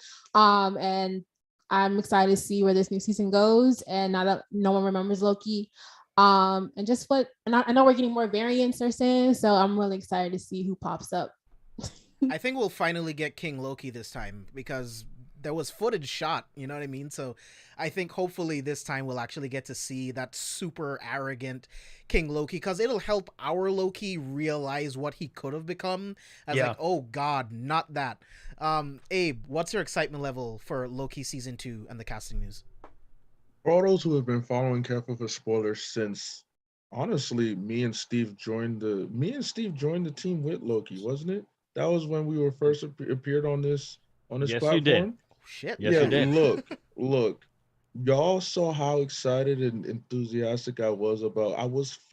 It's the most y'all see me fanboy over any review aside from maybe Halloween Kills. I cannot wait.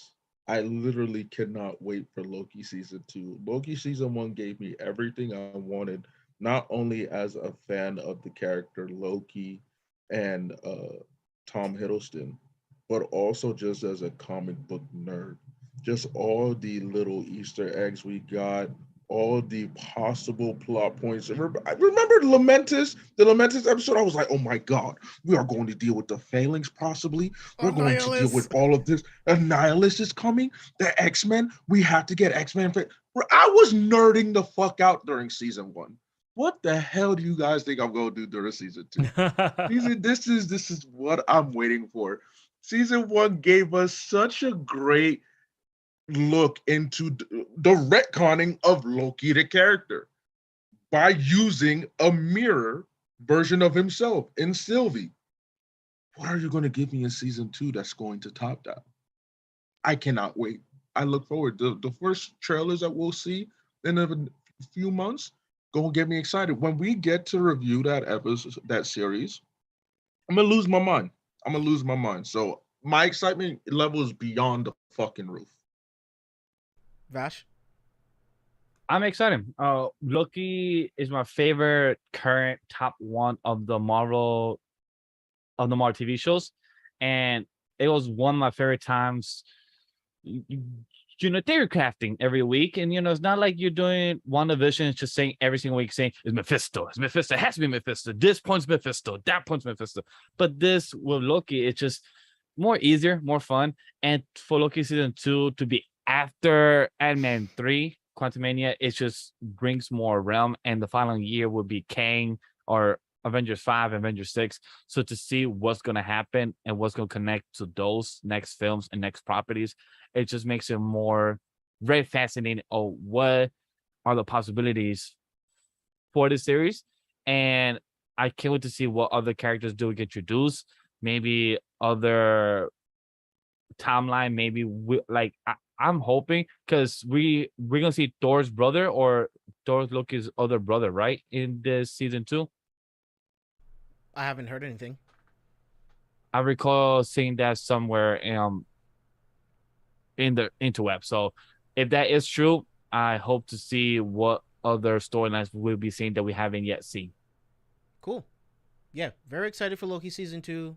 Like I said, it's still my favorite Disney Plus series. Like, WandaVision is a very close second, but there's just something about Loki that just took it to another level. So, next up, talking about a series that's going to take place after the events of Secret Invasion, Armor Wars. When we got SDCC, Armor Wars wasn't anywhere on the slate. We were all wondering, well, what the fuck is going on with Armor Wars? But it's still happening. They're filming next year. It's going to be set, like I said, after the events of Secret Invasion. So that's going to be really interesting. And the plot details that we got, Feige and Cheadle said that pretty much more of Tony's tech has fallen into the wrong hands, and Rhodey's the one that has to track it all down. So I think that's awesome that Rhodey's going to be on this huge mission trying to track down his best friend's tech that has once again fallen into the wrong hands. So I think that's going to be dope. The fallout of Secret Invasion and Rhodey helping to reorganize the political structure, if you will, however that's going to happen. Very excited for Armor Wars with these plot details. So Chris, what's your excitement level for Armor Wars?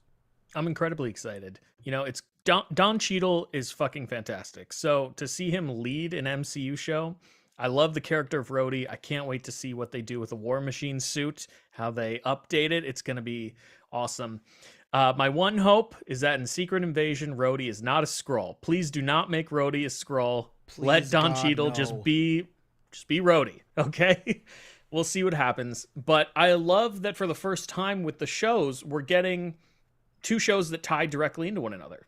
You know, we haven't gotten that yet in regards to like the different titled property shows, you know? So Right. yeah, this is super exciting. It sounds like it's really, you know, pulling from the comic book story Armor Wars. It almost sounds verbatim. So yeah, I think it's going to be a really cool show. Spicy? Yeah, I'm excited. Now, I correct me if I'm wrong, but I remember reading somewhere that they're introducing Rhodey's daughter. Like she also too is getting introduced into here, something like that, and being part of all of this or whatever. From what I don't know, I may have read that incorrectly. I did not But see that, but that would be cool. I haven't heard that. I thought Yeah. I read that. I would assume Riri would be involved since she also has Tony's tech. So I'm excited to see who shows up and all this. I haven't read those comics yet, but I mean, I think it would make sense to have Riri since she was the good hands that Tony's armor fell into. So yeah, I'm excited. I can't wait to see different kinds of suits. I can't wait to see the War Machine, he says, suit get upgraded and see Rhodey get into a leadership position. We kind of see him be like kind of like the friend, you know, in the background with the limp after Civil War. So seeing him kind of like chilling in the background and being back in that leadership role after his friend's death. I'm really excited to see how he leads this new generation, especially see how him and Ruby interact with all of that, but seeing him, you know, fight these villains with Tony's tech again. But yeah, I'm excited. You know, Rhodey, I mean, I'm sure you guys are aware, Rhodey became Iron Man in the comics for a period of time. So I'm wondering if they do that even. Maybe. Yeah, who knows? I wouldn't be mad at it at all. Abe, what's your excitement level for Armor Wars? Look, I fell in love with Don Cheadle when I first saw Hotel Rwanda. Hotel Rwanda. Right? That movie, especially at a young age, as a child of African immigrants from Nigeria, just watching a movie about conflict in Africa and especially eternal conflict like that, Hotel Rwanda forever sits in my head, and it forever made me a fan of Don Cheadle. It was my first ever Don Cheadle project. Seeing Don Cheadle throughout his career has been phenomenal. Getting him in the MCU has been great. Now getting him to lead a show that's not minor. Armor Wars is no minor situation in the MCU right now. There's going to be a lot of consequence that we're going to deal with. And seeing him going to lead it, we're going to get more serious content. We're going to get involvement of Riri. This is the Iron family that we're finally getting to deal with. I'm really excited for us to explore the Iron family. And look, Don Cheadle is about to knock your socks off. You know how we always talked about, you know, Oscar Isaac and what he did with Moon Knight and how it made Moon Knight one of my top three favorite Marvel shows, and Disney Plus shows anyway, because of just how great his acting was. Don Cheadle for a whole series. And it seems like we're moving away from the 6-episode, you know, limiter. We're getting more good stuff, because I know we're going to talk about this later with Daredevil, but what he said made me confident that, yeah, we're getting out of that phase. So now we're going to get what they need to get. You know, if it's 6 episodes, cool. It needs to be 6 episodes. But more than likely, we're going to get something more like, I would say about 10, around 10 to 12, I'm hoping for, It's just my guess. Yo, Don Cheadle is about to knock our socks off. Yo, this is about to be some Facts. fucking acting genius. This is about to be really fun, and I'm so looking forward to it. Vash? I'm very happy for Don Cheadle to see what he did in Falcon and the Winter Soldier, in the small scenes he was part of, and to see his character after his best friend has passed to save the fucking whole universe, to see how he's gonna handle, because he's gonna feel responsible since he was in his journey to make Iron Man. You know, he was there right beside him of his boy Tony Stark, and he's gonna feel responsible that he finds out that his best friend's tech is out in the public and being used by others. And I'm very excited for this because Don Cheadle also has an opportunity to lead a whole show instead of being, co-star, or instead of, being there for small scenes. But very happy for him to actually lead a whole show. But also more important is the other tech of Tony Stark. He has always fought in the air and everything, but we never have seen Tony Stark actually pick up his equipment that has fallen off. So people could just rob those equipments, could have sell them, black market. So this gives an opportunity, like we did mention earlier, about Sam Rockwell coming back as just on Hammer, to see, like it has done in the comics, how he always has tried to replicate Tony Stark's, Iron Man suits. So those are things that I'm hoping to see, like maybe other Iron Man villains from the comics could come back. Maybe, I don't mind if you bring back the same actor, from Whiplash, or just reboot his character and just have it, have somebody else. So those other things will be interesting to see. How do you have Armor Wars with all types of tech? So it'd be very intriguing. Yeah, my hope is that I actually love the Justin Hammer idea. I would love for him to be either broken out of prison and he makes like a new like Crimson Dynamo suit. Yeah. And then Rhodey has to like fight the new Crimson Dynamo. I think that'll be That'd be fucking cool. sick. Yeah, because it's been like 10 years. I think that'll be awesome. They're saying Walton Goggins is returning to the series. I just read. Oh, dope. Yeah. Yeah, I liked his character in Ant-Man and the Wasp, so that would be pretty cool. We don't know who his client was either. From Ant-Man we and have the no Wasp. idea. True. So it was rumored that Tony Stark's daughter is going to be in Armor Wars. It was rumored. That makes sense. That's what I read. That makes sense, because if you're not gonna have Pepper Potts, it will make sense to have her. Because were there shoots up Endgame of like her being like an adult and kind of meeting Tony Stark or whatever, and like some kind of like fever dream, whatever. Like they shot that, but they didn't have it in the movie. So yeah, that'd be cool. That'd be cool. She showed up, but we'll see. Yeah. All right. So next up, I want to hit Echo actually real quick because this is going to be a quick one. So Echo officially has wrapped filming. The series is going to follow Maya after the events of Hawkeye, and they're going to explore her origins. Like she's going to go back to her roots, and shenanigans will happen from there. So it's just like, I am not very familiar with Echo in the comics. I am excited for this series. Vincent D'Onofrio is confirmed to be there as well. The plot details say that he's going to have bandages around his eyes. I have seen the panel from the comics, so I do know that much. So that's going to be very interesting. So I think I'm going to go read that comic, and that'll give me like an idea of where they might be going with Echo. But Spicy, what's your excitement level for Echo? The Phoenix Force in the comics, possesses Echo. So yes, I'm gonna say. That's the only reason why I know about her character, is that she gets possessed by the Phoenix Force. But other than that, I think the whole mutants, man, they're gonna be touching more bases on like, I guess, the mutant gene. I don't know if she's a mutant or not, but I think she's like an important segue into that conversation. But yeah, I need to get caught up in her series, but I'm excited. I love her, and Hawkeye, the actress, is phenomenal, great. And I love to see that Kingpin's returning back into this series as well, kind of seeing the development of their relationship and the more backstory of that. And yeah, great. I love all the action scenes with her. She probably carried Hawkeye series, in my opinion, as a great introduction to like a villain for what's her name. But yeah, I loved her. I thought she was badass. Abe, what about you? I don't know much about Echo, but unlike Willow and Indiana Jones 5, I actually am excited for this project. I thought the actress was great in Hawkeye. And Hawkeye I took a while to watch. I was kind of reluctant watching Hawkeye going in. I didn't keep it up. Even at the time, I didn't keep up with that show. Um until I finally decided to give it a look, and I was like, "Oh shit!" And we're going to get a series focus on the character. I was like, "Yeah, why not? Give it to me." I'm just excited that we're getting Vincent. You know how much I love that man. So, hey, Echo is about to be a must watch for me for sure. Vash?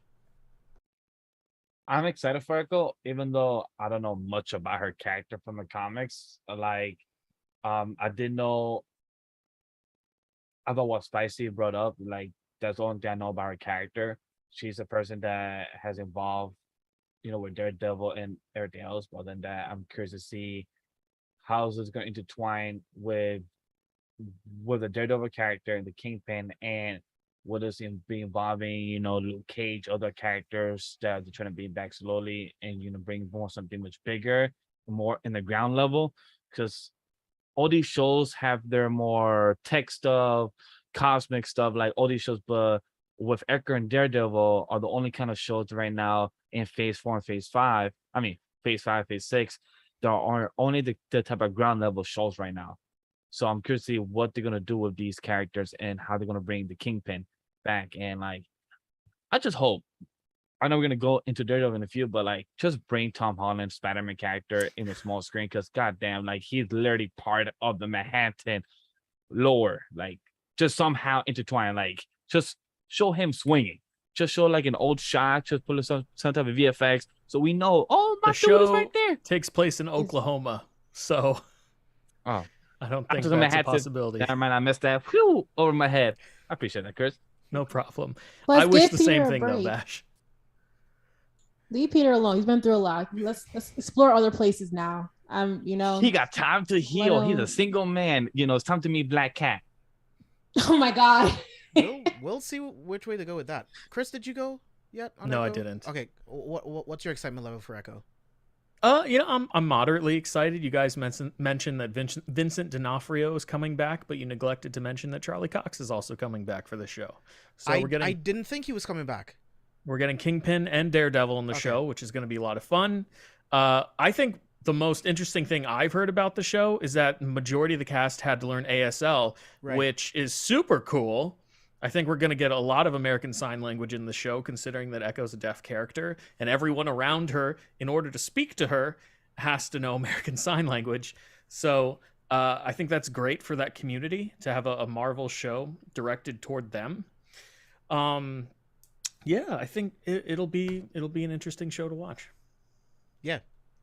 Don't know much besides that, like I mentioned before, but I am excited for Echo. Like, I wasn't before, but it's like now that we're getting more details, getting closer to it, I'm like, you know what? Yeah, I'm ready for it. Like I said, I want to check out the comic. I want to see what's going on between her and Kingpin and get more info on that. So, very interested in Echo. So let's move on to Captain America: New World Order. We got a new logo for this one. We also got the confirmation from the director that the film is going to be a paranoid thriller, with the leader as the main villain of the film. I think that's a really, really good fucking idea. I've been waiting for Tim Blake Nelson to come back as the leader since 2008. And after 14 years, he's finally back, and we're finally getting the leader. Danny Ramirez is returning. He's going to be the new Falcon in this, so it's going to be great to watch Captain America and Falcon in this paranoid suspense thriller against the leader. So that's going to be fucking sick. I also would love to know if Sharon's going to show up at any point. Like, does she show up in like an end credit scene? Like, where does she fit in with this, with the leader being the main villain? So very, very excited. Spicy, what's your excitement level for Cap 4? So as I've been like watching She-Hulk and watching videos about everything happened D23, they're bringing up the Thinker and how the Thinker's brother may make an appearance in She-Hulk, with how they're really trying to get Jen's blood to recreate the gamma radiation that made Banner Incredible Hulk. So seeing that and how we're getting Thinker into like this paranoia thing, how we're kind of seeing that trickle into like the political side with Jen, I'm like really excited to see how these things interwoven with each other. I'm excited. I loved Falcon and Winter Soldier, Captain America Winter Soldier. I love the speech at the end. I love the different topics that they touched in that series, and seeing this kind of be amplified in a more broader sense with media coverage, just again things we're seeing in She-Hulk, but more on like a global scale. It's going to be really great, and I trust that these writers are going to deliver it because they deliver it in the show. So I'm really excited to see this transpire, especially seeing that Captain America is Black, seeing how that's going to be taking, a topic conversation, and seeing how Sam handles that, which she's going to handle it with grace. I already know it, but everything else is going on behind the scenes. It's going to be so much pressure, and I'm really excited to see how Sam handles it.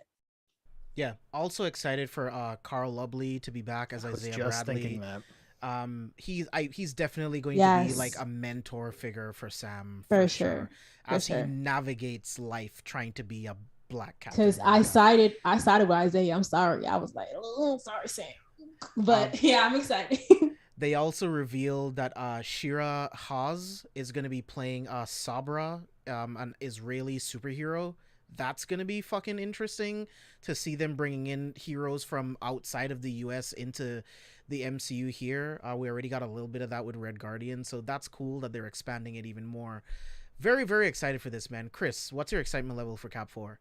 You know me, dude. You and I love the Captain America movies. I don't care who's Captain America. Dude, Sam picking up the mantle is so exciting, and seeing Anthony Mackie kind of grow into this leading man in the MCU is going to be really interesting to watch. In interviews, he said that he's excited but extremely nervous, which is totally understandable. Going from playing a supporting character to having to lead an entire film, I'm sure is incredibly stressful, but I cannot wait to see what he does as Captain America. I love that Danny Ramirez is also coming back as like his new sidekick, his new version of Falcon. We saw him take the wings in The Falcon and the Winter Soldier, so that was inevitable. And dude, Tim Blake Nelson is a phenomenal actor. Like you, I've been waiting for 14 years to see the leader come back to the MCU. Honestly, we were joking before we started recording that the Incredible Hulk was all but forgotten until about like a month ago. When the Abomination started coming back, and now we're seeing that the leader is going to come back. So yeah, I think this movie is going to be really cool. I can't wait. Actually, a year ago because of Shang-Chi. True, very true. Thanks, Vash. Yeah. Hey, what about you? What's your excitement level for Cap 4? Look, Incredible Hulk is one of those movies that I enjoyed watching multiple times, even though the public is kind of split when it comes to that film. Some people love it, some people are cool with it, some people think it's probably the worst thing the MCU ever gave us prior to Thor 2. So for me, I'm just sitting here like, look, if y'all are going to make up for whatever mistakes people thought you made when it came to the Incredible Hulk, now I'm here for it. Because how many times have we been on here, whether it's on this platform, on social media, in our group chats, talking about, especially me, yo, how come they never do Hulk well live action? Like, what is it about the character and his stories that just seem to fail? Well, it looks like they're like, hey, we're going to work on them, but not the way you think.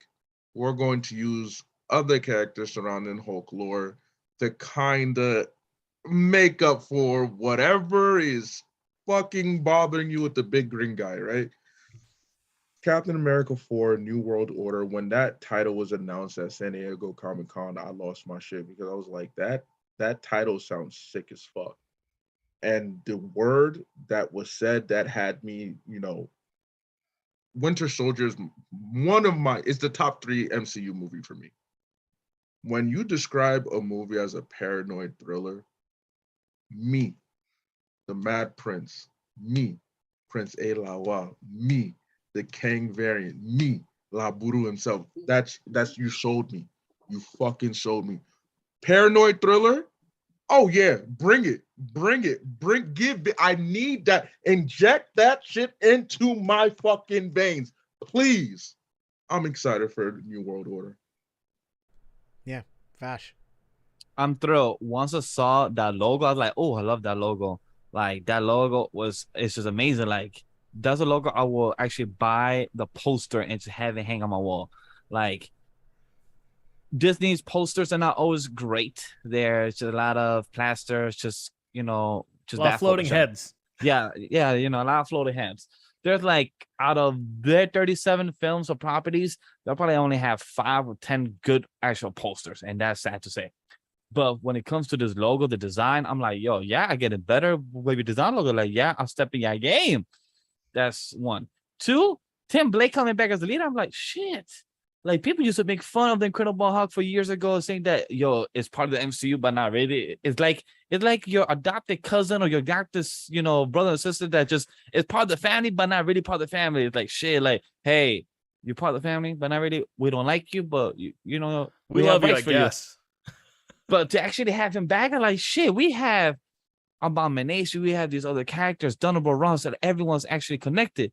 So I'm like, the only one is to be left connected is like Bruce's ex-lover. So like, yo, it just makes sense for her to be coming back and in the show She-Hulk or somehow in the property. But the other thing that made me curious is like Tim Blake, the coming back as a leader in a Cat 4 film. Like that's what makes it more curious. Like not an incredible film, not in the She-Hulk property, but in a Cat 4. So it really makes you curious, like, how is this gonna make sense? So I'm really curious about the script for. We have our new Cap, because he is our Cap. We have our new Falcon, which is I am curious to see the new updated suit for him, because like it's gonna be very curious to see, are you gonna keep the same spec scheme? How are you gonna feel in it? So I'm curious to see on the team dynamic as well. So it's gonna be very intriguing on that. So I'm very happy for May 23 is right by my birthday. Like I'm just hoping for a Marvel film to actually land on my birthday for once, but it's just always on that weekend or just a couple days behind. But I'm really excited for this film. Very excited. So I can't wait to see what they bring, because this is gonna be very curious. And of how the leader is gonna look. I'm also curious about the design. True. Yeah. But also speaking of really good new logos, Daredevil Born Again. Daredevil! Yo, this new logo is fucking fire. It's so emblem. simple, but it's like you said, Spicy, is the DD emblem in the red circle is just fucking lit, dude. We've already heard that filming is going to begin next year. We're going to get 18 episodes, and Charlie Cox said that he's excited to, start working on Daredevil again in double the amount of time. So very, very excited. We're going to get more episodes. I think these episodes are actually going to be 45 minutes long. Oh, please. Because I think Feige's a smart guy. He would be doing a disservice to fans that love the Netflix series to give us a Daredevil show that's only like 23 fucking minutes per episode. That's not going to happen whatsoever. So Spicy, starting with you, what's your excitement level for Born Again? I'm excited. When they announced it, I was like, yes, I love Charlie Cox. I love the Netflix series. I had some quarrels with it, but I enjoyed it. But as for the logo change, I was like, literally just took his emblem from the comics right off and just pasted on it. And I was like, yes, I love it. Thoughts, and it's red. I'm excited to see him show up in She-Hulk. I think Thursday, maybe, hopefully. We'll see. They've been posting clips between Jen and him, have a little something going on. He's definitely in it. But I'm excited because I just... He's definitely in it. No, I mean, yeah. But I'm excited for his own series that, like, deserving. Like, I love Daredevil, the character. I feel like he's really cool and important to MCU on many occasions. But I love him because I'm so excited. I love Daredevil. I love how he can whoop ass by reading your heartbeats. And then they show that in the clip from She-Hulk. So I'm really excited for this series, man. I love Charlie Cox. Again, I've said that 3 times already, but I'm excited to see Marvel get these series and bring them into the fold again, because I enjoyed the first half of all of those series. We're not talking about Defenders. We're going to talk about that. But we're gonna, I'm just excited to see the revamping of all of this. Chris? Dude, Daredevil is one of my favorite Marvel characters. The Netflix show is definitely the best of all of those shows that they ended up making with Netflix. And we've talked on this podcast a couple of times about actors who were born to play specific roles. And Charlie Cox is one of those actors who was born to play Matt Murdock. I'm glad that he's getting 18 episodes. Please let it be 45-minute run times. Don't let it be a half-hour series. I'm interested to see if the Netflix shows matter when the show comes out. You know, it's called Born Again. Yes, Born Again is the title of a very famous Daredevil comic run, but it could have a double meaning. You know, with Daredevil returning to Marvel Studios, they could be revamping the character a bit. I've heard people say both. I've heard Charlie Cox say that it is like a soft reboot. I've heard other people say that they're just keeping what they want to keep from the Netflix series. Thankfully, with the multiverse, they could very easily just be like, variant, dude. Like, Netflix still matters if you want it to, but like, this is technically a different Matt Murdock with some similar things going on. But yeah, I absolutely cannot wait for this show to come out. I'm just praying that it's good. I'm wondering if Foggy and Karen Page are going to come back. 100%, dude. You know it. We'll have to see. Yeah, I think they're definitely going to come back. And like you said, man, like there's something special about the Daredevil show and like what it did for that Netflix universe. I think Jessica Jones season 1 is equally as good as any season. Absolutely. Of Daredevil. Period. Absolutely. I love Jessica Jones. Yeah, it's so good. And I would love to see, again, with the multiverse, you could just easily say that the Netflix universe was a different universe, but it's very similar to ours. Mm-hmm. So some things can translate and some things simply didn't happen because we're in a different universe. So you can keep everything that's important and just get rid of anything that might conflict with the MCU timeline. Easy. So easy. Abe, what are your thoughts on Born Again? What's your excitement level? Look, one thing that is not up for debate is the fact that the Netflix Marvel shows, Daredevil was the best of the best. Daredevil gave us some of the most exciting moments, action-wise, storytelling-wise, and it served as the nexus of the Netflix Marvel shows. You know, we got Punisher, Jessica Jones, Luke Cage, Defenders, even though and I will softly mention We don't talk about Iron Fist real quick, and then I'm gonna bring it. I don't know what you're talking about. Anyway, we don't talk Did Abe about. just cut out? Did his mic just cut out? Yeah, he said Iron what? I Sounded I like meant Iron ambient Man. noise. I said Iron Man. But look, what we're about to get. This is everybody who's had criticisms about the Disney Plus series and whatnot. I'm hard pressed to not believe that Daredevil Born Again is going to reassure all of those fans who have felt some type of way about the Disney Plus shows.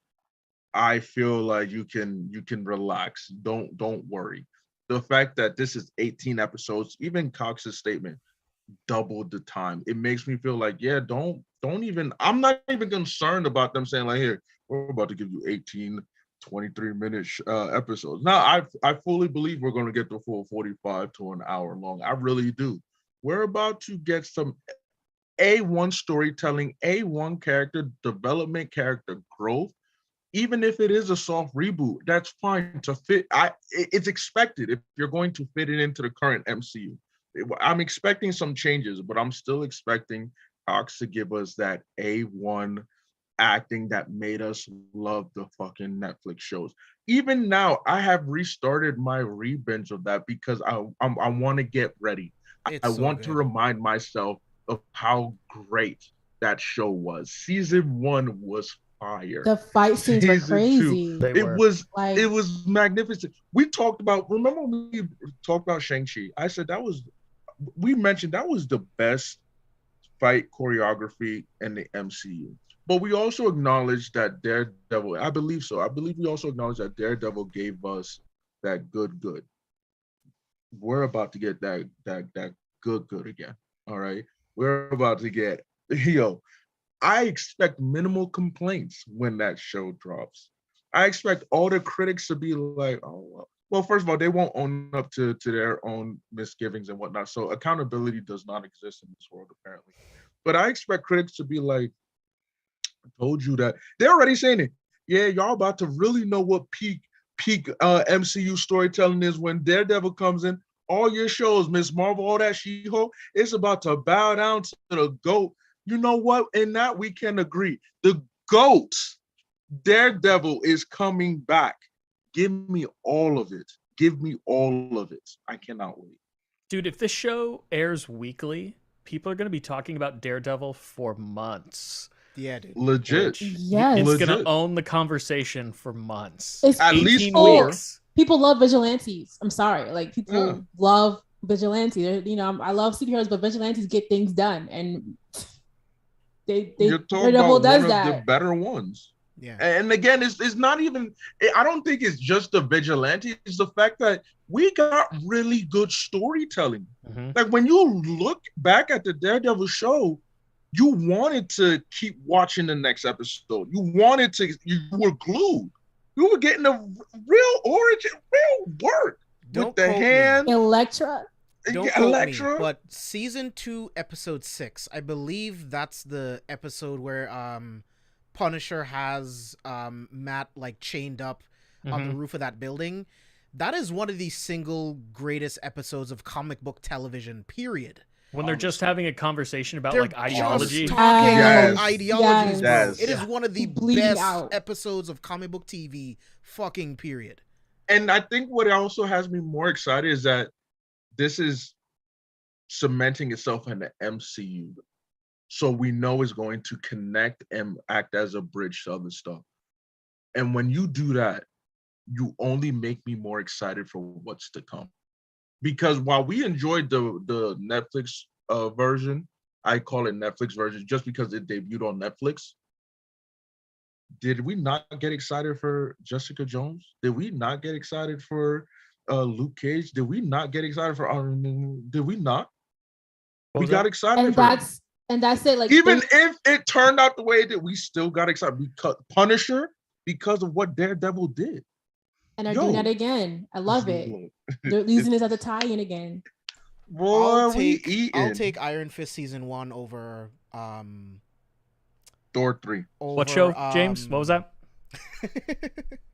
I will What? take Iron Fist season 1 over Luke Cage season 2 any day. I think Luke Cage wow. season 2 was absolute dog shit. Oh yeah, for sure, hands The down. I stopped melanin watching in it. me, I stopped watching after season 2. I was like, I'm the tired of hearing melanin in me refuses to agree with you, but the logical side of me says there may be a point, but I don't tried. have to admit it. It's I- okay, bro.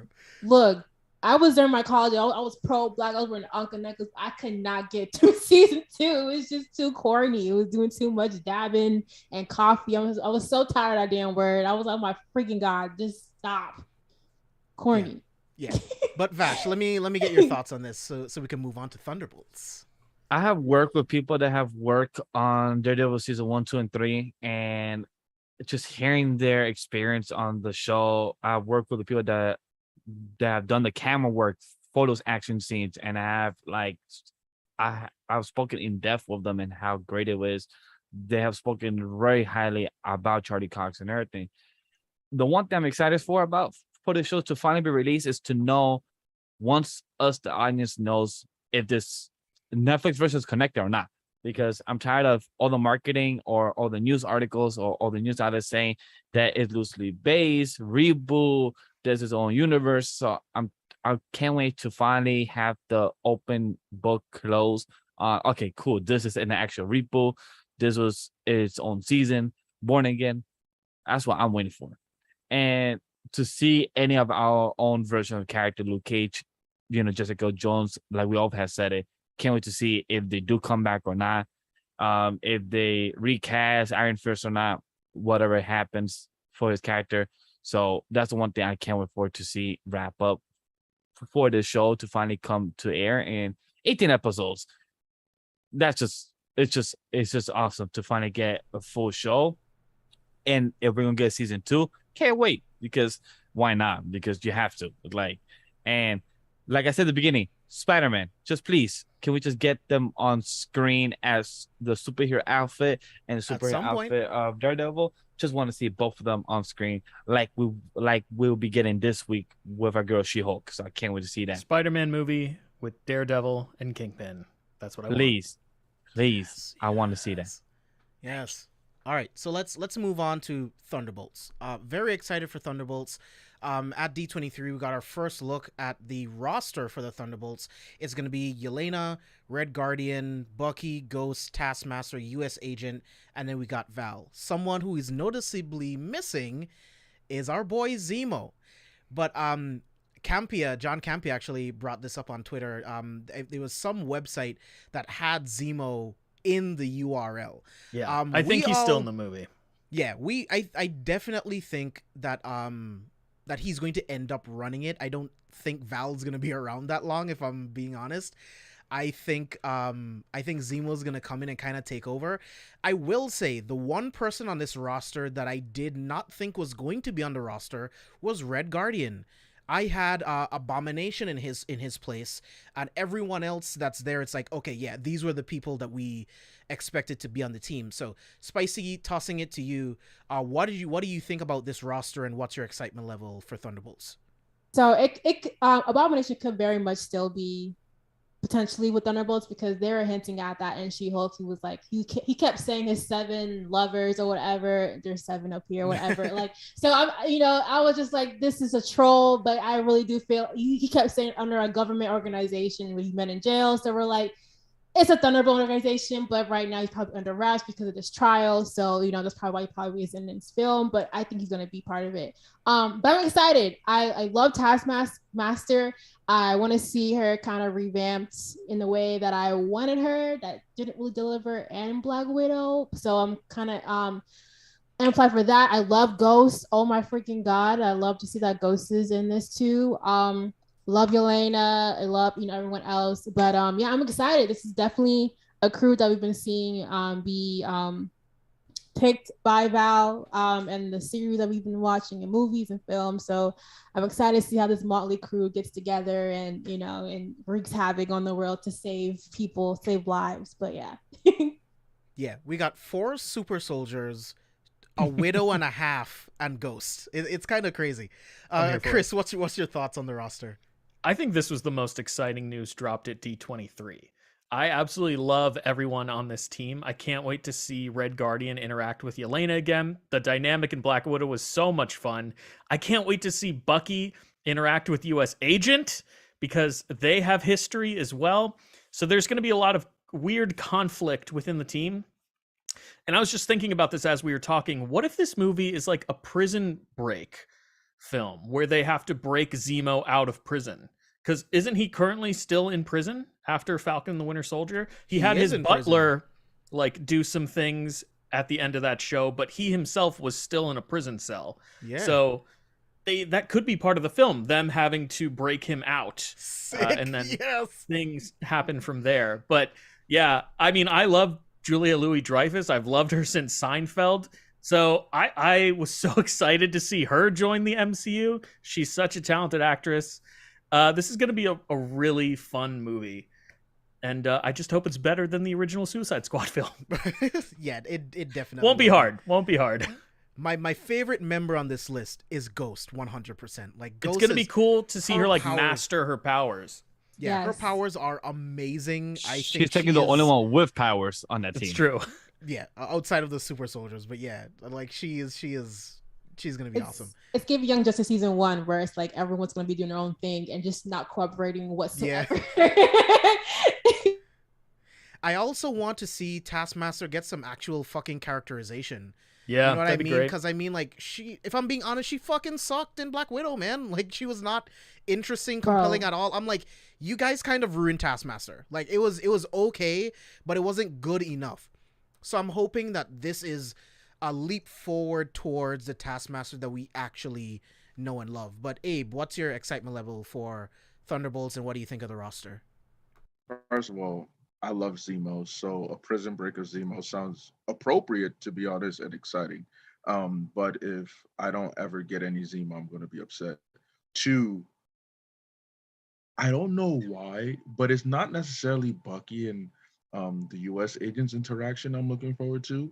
I'm just looking forward to how everybody reacts to the U.S. agent because the other day I saw it. There was a clip on Twitter floating around of the scene when U.S. agent goes berserk when Yeah. he was as Cap in Winter Soldier, and watching that moment where his friend dies and he loses his shit. I was just like, hold on. I think I grossly underappreciated this scene. Like my man lost his shit, and he wilded out. He legit murdered someone with the shield with no regard of being in the public.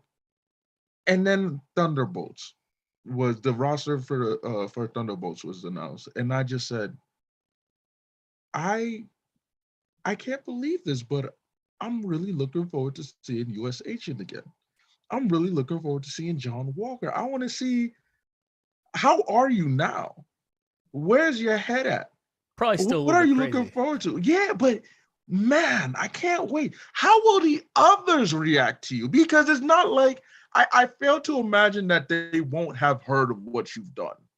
You know, how would they react? Yelena, how will she react to you? Red Guardian and Yelena's uh, getting back together is super exciting because honestly, Yelena and Red Guardian were the best thing for me in Black Widow. And how Red Guardian tried, did I call him Guardian? Red Guardian tried to be this just a great father figure, even though he knew he wasn't their father. But it's like, I He tried. still love you girls. I can't wait to, and I guess it's just we're used to the actor being in such a fatherly role in the Yes. Stranger True. Things. Yes. So That's seeing what him it is. again, being the old head. Remember when he was talking about, oh yeah, I used to, me and Cap, we go way back. It's like, he's going to bring that up again. Dude, He's going to bring that up. and having Bucky Barnes there to hear that, be like, Yes. you're full of shit, Yes. man. Yes. Like I That was did not there. happen. It did, the way Bucky's gonna be like, wait, what? I don't Like remember you. that never. Who are you? But I don't. You know who? I can't wait. Thunderbolts. I'm excited for it. I'm excited. Yeah, dude. And the dynamic that you brought up, I'm interested in seeing how Yelena does react to US Agent because let's be honest, John Walker is under the influence of the super soldier serum. That's why he's fucking berserk and he went crazy, right? I think that Yelena can kind of empathize with that because she was a puppet for Dreykov. Mhm. So I think she can kind of empathize with that and kind of be like, yeah, you did a bad thing, but what you're doing now is what matters moving forward, doing the right thing. So I think all of these relationships can be really interesting. Yelena and Taskmaster as well. Like I want to see that relationship come together on screen because she's never really gotten to experience any kind of sisterhood, and now that Yelena has lost her sister, we could get that as well. So she has like Kate Bishop, and now she has like Taskmaster that has this like sisterhood. So I think that's something you can play on as well. This Vash. movie's gonna be awesome. Oh yeah, it's gonna be fucking sick, dude. But Vash, what are your thoughts on the roster? When I saw this picture, the first thing that came up to me is if you guys remember in the movie The Suicide Squad, when they introduced two people that have literally the same set of skills, and literally I think it was John Cena, the character said, I do the same shit he does, but I do it much better. So when I saw this roster, everyone towards the right of Ghost literally does the same exact shit.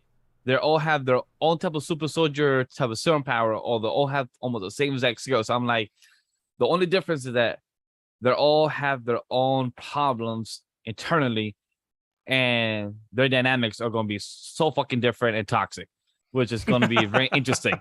Like, Taskmaster, US Agent, Bucky, two of them don't like each other because they both have like a mentor. With Bucky, his mentor was actually his best friend. US Agent just look up to him, and he has the set of skills to actually do it. But Red Guardian, they'll be like, yeah, I was friends with him. Like, no, my dude, you was never friends with him. So like this whole different type of dynamics is gonna be very interesting, very fluid.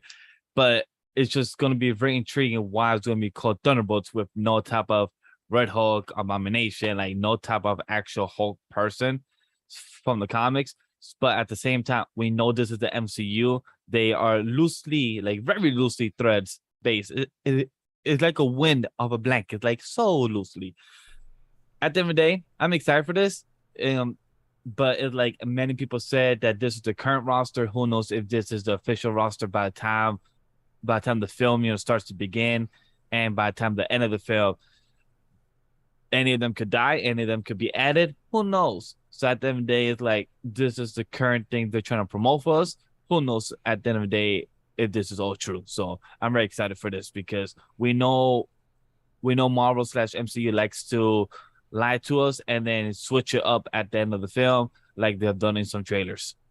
Abomination's coming, y'all. I'm sorry. If you're watching She-Hulk, he's coming. Like they're hinting at it. Like it's so obvious. It's so painstakingly there's obvious. No way the whole government tells them like, yeah, for one condition, you can never turn to Abomination. I'm like, yeah, that was bro, like yeah, I really think that's gonna happen. We've seen him as Abomination in footage in the trailers after the episodes we've seen. So I'm like, I really think this boy's gonna keep his promise. I'm like, nah.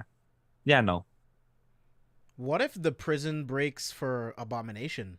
He's getting out because Jenna is getting him out, and he's out on bail right now. That's why. Okay. He's already out. So he's already out. I've only seen the first episode of She-Hulk. So right. I'm sorry, bro. He's literally said my 7 soulmates so many times in that episode, and it was so. I'm like, okay, Thunderbolts, but makes sense. All right, so let's move on to the Marvels. I am very excited about this. Iman Vellani absolutely blew me away in Miss Marvel. I can't wait for this movie. We got some plot details. It is going to be a team-up movie, and it's going to explore how the 3 of their powers are all linked together.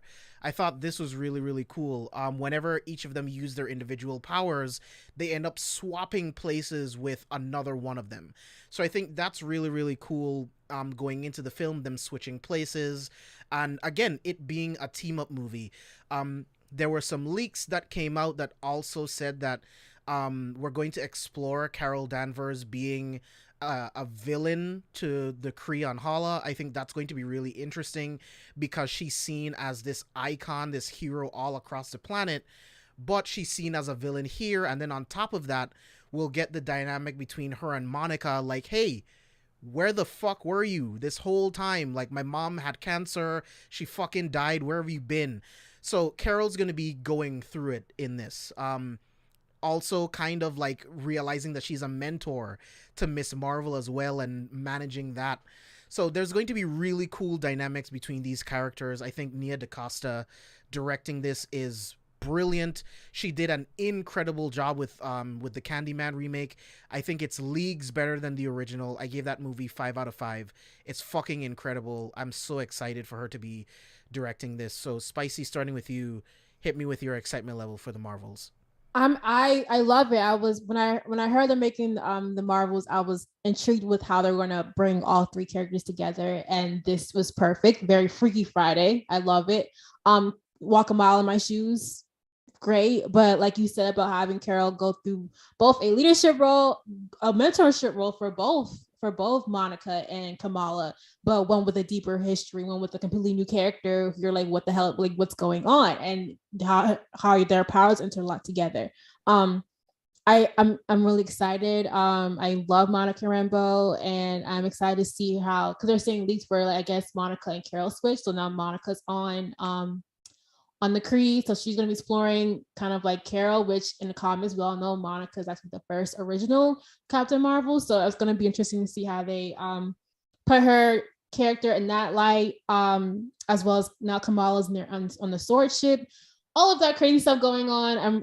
I'm really excited, and it seemed like the cast is having a lot of fun with each other from what I saw on stage. And just three different personalities coming together and showing nothing but representation on screen. So I'm really excited. I love Nia DaCosta. I love Candyman, for sure. So I'm excited for this. I really am. I love Captain Marvel.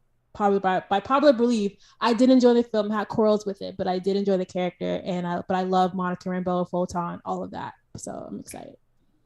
Chris? Dude, this movie's going to be a ton of fun, I think. The tone is going to be comedic, more comedic than the first Captain Marvel film. But I love Iman Vellani in Miss Marvel. I cannot wait to see the levity she brings to Carol Danvers and Monica Rambeau. James, you know, a couple months ago, I sent you a full plot leak of this movie. And there are a ton of if the plot leak turns out to be true, and so far it seems like a lot of the things are based on what we've seen. This movie's going to be a blast. It's going to be just spicy. You want that? You want the plot leak? There have been rumors that there's going to be a full musical number in the film, which I think is going to be really interesting to see. I can't wait to see what Abe thinks of this movie once it comes out. Abe, how do you feel about the Marvels? Look, Brie Larson tweeted out a picture recently of the Marvel cast, and she captioned it saying "Trolls combust," and I'm here for it. I saw that. Here for all of it. Look, I was actually talking to the lady, the special lady in my life, about why do people hate Brie Larson again? And I thought she had said something or done something, and it was more so. It seemed to have stemmed from just her performance as Captain Marvel in the movie. Didn't she And I'm say just something like, during press like she could care less whether men enjoy Captain Marvel or not? Or It something was like that? it was that, and she was like the whole doing the stunts thing. She's like other cast members were complaining about it, and she was like it wasn't that hard. Something on those lines. People were like So getting irritated stupid. with her about it. okay, so people don't really have a legitimate reason. No, they don't. No, she's Okay, just so outspoken. me knowing that, I'm just like, Brie Larson, do your fucking. I So, love her. All of you, do real your quick. goddamn fucking thing. Real quick, so I'm kind of in the middle of these people. I think Brie Larson is an incredible actress, period. I love everything that she does. The first time I saw her was in 21 Jump Street, and I've been in love with her since. It might have actually been Scott Pilgrim versus the World. That might have been the first thing. Yeah, But, yeah. Dude, she's great for I me. think she is incredible in whatever she does. If I'm being honest, the writing has not served her for her to prove to me that she's Carol Danvers. She's in the suit, and all I see is Brie Larson, if I'm being honest, right? But I think that's a writing problem. I don't think the writing of the first Captain Marvel really gave me Carol Danvers. So I I'm just agree. waiting for more, and I think the Marvels can do that. And when that happens, I'll be more on the Brie Larson ship. But I think it's a writing problem. These other people, they're just pissed off because she's a super powerful woman with Oscar nominations on her belt, and she's very opinionated. She's typical opinionated, and nonsense. people don't fucking like it. That's They really don't. all it is. But Abe, continue. Sorry. Like she said, trolls combust. Look, we're about to get a fun project love because I'm looking forward to Kamala's involvement. Like you mentioned, Chris, the levity that she'll bring to especially the serious character of that Brie Larson is playing in Carol, because that's like JB mentioned, the writing leaves much to be desired. Captain Marvel as a movie was boring to me. I didn't hate Brie Larson. Look, I found Captain America 1 to be boring too. I think in Captain Marvel's sense, it's just the writing, like JB mentioned. But Brie Larson impresses me for some reason, and I think it's just the way she's handling this. Like she was asked, are you looking forward to playing Captain Marvel? She was like, I don't know, do people want me to play her? Like just joking. I'm like, have fun. You know what? I like the way you handling all this. Let's go. So I'm looking forward to watching the movie. I'm actually very much looking forward to it, especially since hello, the Rambo. We get to hello. I'm here for it. I'm here for it. Vash? Like Abe said, I'm here for it. Like we're gonna get more of the Marvels. Are we gonna get more to the comics of the bands, more of the older version of the Marvels? That is all to be determined. Am I excited for the musical? As long as it's better than Steve Rogers' musical, I'm all for it. As long as it's better than that, then I could hear that all day. Pun intended. I just hope the best and success for the actress Iman, because the way she does her interviews is so joyful. For anybody that checks her interviews out for D23, she's so hyped for this film. She's so happy to work for MCU. She was so happy to meet Karen Feige again and these other people, the Kingpin. Girl just spoke with genuine heart, and as a fan, girl works for the MCU, but she's also a fan at the end of the day. and she's not part of all these projects. So at the end that she's also a fan of these other projects that she's not part of. So just seeing this reaction, seeing that what she's happy for, this is anybody's dream, a girl's dream, anybody. So just to see this happen, I just hope for the best for for this film, because there's a lot of people like to get backlash for no apparent reason, and then they can't wait to see what's done and to see how it expands the cosmic side of the Marvel universe, because we've been getting more with the Thor stuff, but I can't wait to see more of the Kree stuff and what other else we're gonna get with our characters and lore of them. Yeah, man, I'm very excited for the Marvels. Yeah, Chris will share out the leaks if you guys want them, because the stuff that they included, if it's true, it's really cool. I don't think it's like a major spoiler to say like they're going to be exploring incursions as well. So it's like we got that in Multiverse of Madness. There's a rumor of an incursion in this, and then There's a I great leak. believe there was a rumor of an incursion in Wakanda Forever as well, if I'm not mistaken. I think. I Don't can't quote remember. me. I'll have to look. I 'cause can't remember. There was a lot of details. There I know was I sent you some that other too. thing that had. I think I sent Abe that as well. Yeah, you I did. probably shouldn't be saying this. I'm just I staying quiet in mean, case at the end in of case the audience don't want to Multiverse, see it.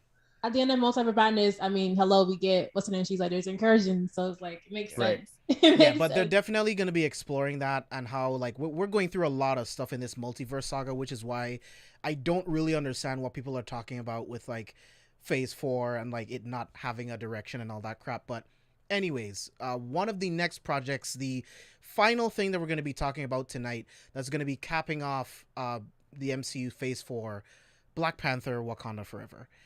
I am beyond excited for this film. I saw Barbarian last night and they played the Wakanda Forever trailer, and every time it plays I'm trying not to cry, because Chadwick Boseman was such a huge inspiration to my life as a black man, as a content creator, as a being. The man just embodied everything that I would want to aspire to be, and to know that this is going on without him hurts me in so many different ways. But I know that Ryan Coogler and the cast, it's in good hands. I know they're going to make an incredible film, and based on these plot details, we are going to get something truly incredible. The film is said to focus on the world trying to capitalize on getting Wakanda's resources, especially vibranium. We're going to see Angela Bassett's Queen Ramonda go up against world leaders trying to get access to vibranium and other Wakandan resources, mercenaries breaking into different Wakandan facilities trying to get vibranium, and the rumor is that that's the reason why Namor is coming to Wakanda, because he also wants Wakanda's resources and he also wants some vibranium. So we're going to see some conflict there as well. Some exclusive footage that they showed gave us an in-depth look into a fight with M'Baku and Namor. That's gonna be fucking lit. We got some. They got some more footage of the new Black Panther in the suit, so that's gonna be fucking dope. There's a lot more gold and black to it. It's different to Killmonger's design, but still following that gold and black trim. Very, very excited for this. The film drops November 11th. Can't fucking wait, guys. This is going to be an incredible film. I believe Feige said on stage that this is like the biggest thing they've ever done, which is high praise for this movie. So very, very excited for Wakanda Forever. This is going to be... He also said The Eternals was the best film that they've ever made. Yeah, he did say that. So yeah, take that with a grain of salt. But the war between Wakanda and the Atlanteans with the rest of the world trying to get Wakanda's resources, there's a lot going on in this film. In the beginning of the film, it is still unknown the cause of King T'Challa's death. I think that's interesting. For no one to know exactly how he died and to explore that. I would love to see some Dora Milaje people investigating King T'Challa's death to look into that kind of stuff. So Wakanda Forever is promising a lot of different things. So I am beyond excited for this. This is one of my most anticipated things for the rest of the year. So Spicy, I'm going to toss it to you with all of those details I just mentioned, with the trailer that they dropped at SDCC, all of that stuff. What is your excitement level for Wakanda Forever? I am like 10,000.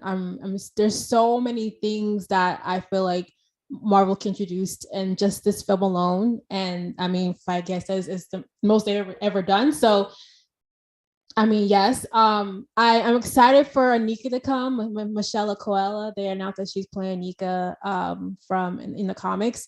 So, and I think she's like one of the head guards of Dora Milaje, and she actually leads the, I think, Revolt and one of the comics. Because in the trailer she has like the oval like uniform on. So I'm excited to see her character and see how she kind of like splits Dora Milaje in half, because that's what happens in the comics. I'm excited to see Nakia. I'm praying that they hint at her being Malice, because she turns evil, but she goes to the mystical side of Wakanda's spirituality stuff, kind of like what Shuri does, but she kind of does it for evil. And her green outfit kind of like, I feel like, caters to that. But there's so many Easter eggs I feel like in the trailer alone, I feel that they can do. Just Namor alone, they're saying he's a mutant. So it's so much they can do in this film, and I'm really excited. With the Book of Ashanti and being destroyed, a lot can happen in this film. It's gonna be a nice long film. It's gonna be a crime film. It's gonna be action led, and I'm really excited. I don't know what to say. Yeah, it's gonna be a lot of fun. I want you to speak on like the change of Tony Stark being Riri's mentor and changing that to Shuri. I think that's really important for young women today, period. I think it's important for the MCU, and I think it just makes sense that Shuri would be more of a mentor to Riri. So if you can just speak on that real quick. Yeah, I love how they turn that aspect, because in the comics they're kind of like the same age and more of like on a rivalry tip, and I think it's time to change that. We saw that with like Doctor Strange and Tony, but I'm glad that we're seeing two young black minds black women minds come together to appreciate each other. And also it's a homage to how Shuri was with T'Challa, how they're very much chilling in the crib, learning new sciences, her upgrading his tech. So seeing how she's that role for Riri, who's just beyond comparison, I'm just 100% excited. Black Panther was great for a lot of black kids, I feel like, and it did numbers, and I really do feel like this is going to top that on so many levels. And I think quarrels that we had with the first film, other things like that, it's just going to be just blow it out of the water. And I'm really excited to see how this all transpires, and I'm beyond excited, like, for real. Chris, hit me. I don't think I'm emotionally ready for this fucking movie. But everything that I've read and everything that I've seen, this movie sounds like it's going to be awesome. And I just really hope that... I have faith that Ryan Coogler is going to be able to pull it off, even without Chadwick Boseman. And I have to echo everything you said about Chadwick, man. He was like... saintly, I think, is like one of the best ways to describe how he lived his life. But yeah, I'm really excited. I think this is going to be a strong finish. Please be a strong finish for Phase 4 of the MCU. Yeah, man. Abe? We're getting closure. We're getting much needed closure. For ever since Chadwick Boseman passed away, there's been this sense of loss, not only for the Black Panther franchise, but for all of the MCU, the future of the MCU, because how exciting Chadwick was as T'Challa, knowing that, we have so many projects coming out where we get to see Chadwick interact with other of our favorite characters, especially once, they got the properties to all the characters back in. We were looking forward. Everybody was looking forward to T'Challa versus Namor. We were excited about that. We were excited to see how they would translate that from the comics. Yeah. And then he passed away. And since then, we were wondering, like, what happens now? Because this definitely throws a serious wrench in the plans for the MCU. What are you going to do? Are you going to recast? You know how people were debating about whether you recast, whether you wait, what do you do? We'll finally get our answers. Everybody's been waiting for this moment. And from the trailer, it's very clear what direction they're going to take. And also the fact that I'm so glad, and I'm not surprised at all. It's why I respect Coogler so much. We're getting that moment as fans as fans of Black Panther, as fans of the MCU, to come together in a movie theater and mourn as a family, as an MCU family, as a Marvel fan base. We get an opportunity to mourn, and I respect that they're giving us that moment. And they're going to do it in a way that doesn't detract from the story, but actually helps fuel it. Because the conflict that comes, like, hey, Queen Ramonda, what's good? What's good with Wakanda and the rest of the world? What's up? You got allies, you got enemies, you gonna partake? What's good with that vibranium? Let me hold some of you. These are all things we want to see T'Challa take care of, but we won't be able to see that take care of. But now we get to see everybody else deal with that. And we get to move on as a family, move on as a franchise, and I'm excited to see what happens. This is going to be a really good movie, especially as a way to end Phase 4. Because as you mentioned, Chris, you have mentioned on this platform how Phase 4 is that transition period. Yeah. Phase 4 is the transition period to all the stuff that everybody is buying for. Is everybody's constantly complaining that we're in the mid CU now, blah blah blah, et cetera, et cetera. Well, now we're about to conclude with a film that gives us everything we would want. We're going to get comedy. We're going to get romance. We're going to get love. We're going to get our emotions pulled on. We're going to get dope action. We're going to get great storytelling. Because what's the next project after this? Quantumania. This movie is going to do numbers. I'm super excited to see what it does because look, Top Gun Maverick just became number 5. It surpassed Black Panther 1. Mm-hmm. Look, I'm excited to see where Black Panther 2 ends up on the domestic record. I think it'll do exactly the same as the first one, like around like 1.45, whatever. I think it does that so coming well out in November. Exactly. I think it does so well it surpasses Holiday. Top Gun Maverick. Yep. Is we go see, hey, Top Gun Maverick just did something that has surpassed 2 projects that have been standing there for a couple years. People are and a few months afterwards, Black Panther 2 is like, hey, dude, look, Tom Cruise, we appreciate you, but make way for the king. Between Thanksgiving and Christmas, so many people are gonna go see this movie. Yes. Multiple times. I guarantee it. Because didn't the first one come out in February, like Black History Month? Yeah. And now like it's perfect the way that they're placing this film. I plan to see this film already 5 times just because, and I don't see films I like in theaters more than once. I like to see it at home, but I already plan to see this more than once. Yeah, just to piggyback off of what you were saying, Abe, like as fucked up as this sounds, it's like Chadwick's passing allows Shuri to grow, because if you remember where she was during the ritual fights, she didn't believe in it. She just wanted to wrap it up so she can get to the food, so she can get back to the lab. But her T'Challa dying, her being forced into, which I believe she's going to become the new Black Panther. It's the only thing that makes sense. It's going to force her to mature in a lot of different ways and take on a lot more responsibility to help her mom and to be a rock for Wakanda. So it's just like it's fucked up, but his absence gives Shuri's character a lot of growth. And to be honest, I called the anticipation of Shuri being Black Panther back when like the blip happened, when the snap happened, where they never showed her going off screen and her she did off screen. I was like, okay, whatever. But I was just like, that would have been great to kind of have her temporarily uphold the mantle while Wakanda is like recovering after the snap. But we never got that. But sadly, Shuri got snapped too, though. No, I'm saying they never showed it. But it was like, I think Feige was like, oh, in an interview, oh yeah, she got snapped off screen. Because before I knew that, I was like, okay, that'd be cool. We could see that because we never saw her get snapped on screen. But now that we're kind of getting that under unfortunate circumstances, I'm excited to see that because, you know, obviously it happens in the comics. She also fights no more too. So I'm excited to see this all kind of come to a conclusion. And like you said, see her rise up into that leadership role. It's in a new age of young heroes take these important leadership roles, like Peter, like Sherry with the younger generation, with Riri and Miss Marvel and all of that. I'm really excited to see all these heroes come into their own, with these older generation heroes dying off or choosing new positions. But mainly Sherry, I love her, and I'm excited to see her hold that weight on her as she should. Like, I love it.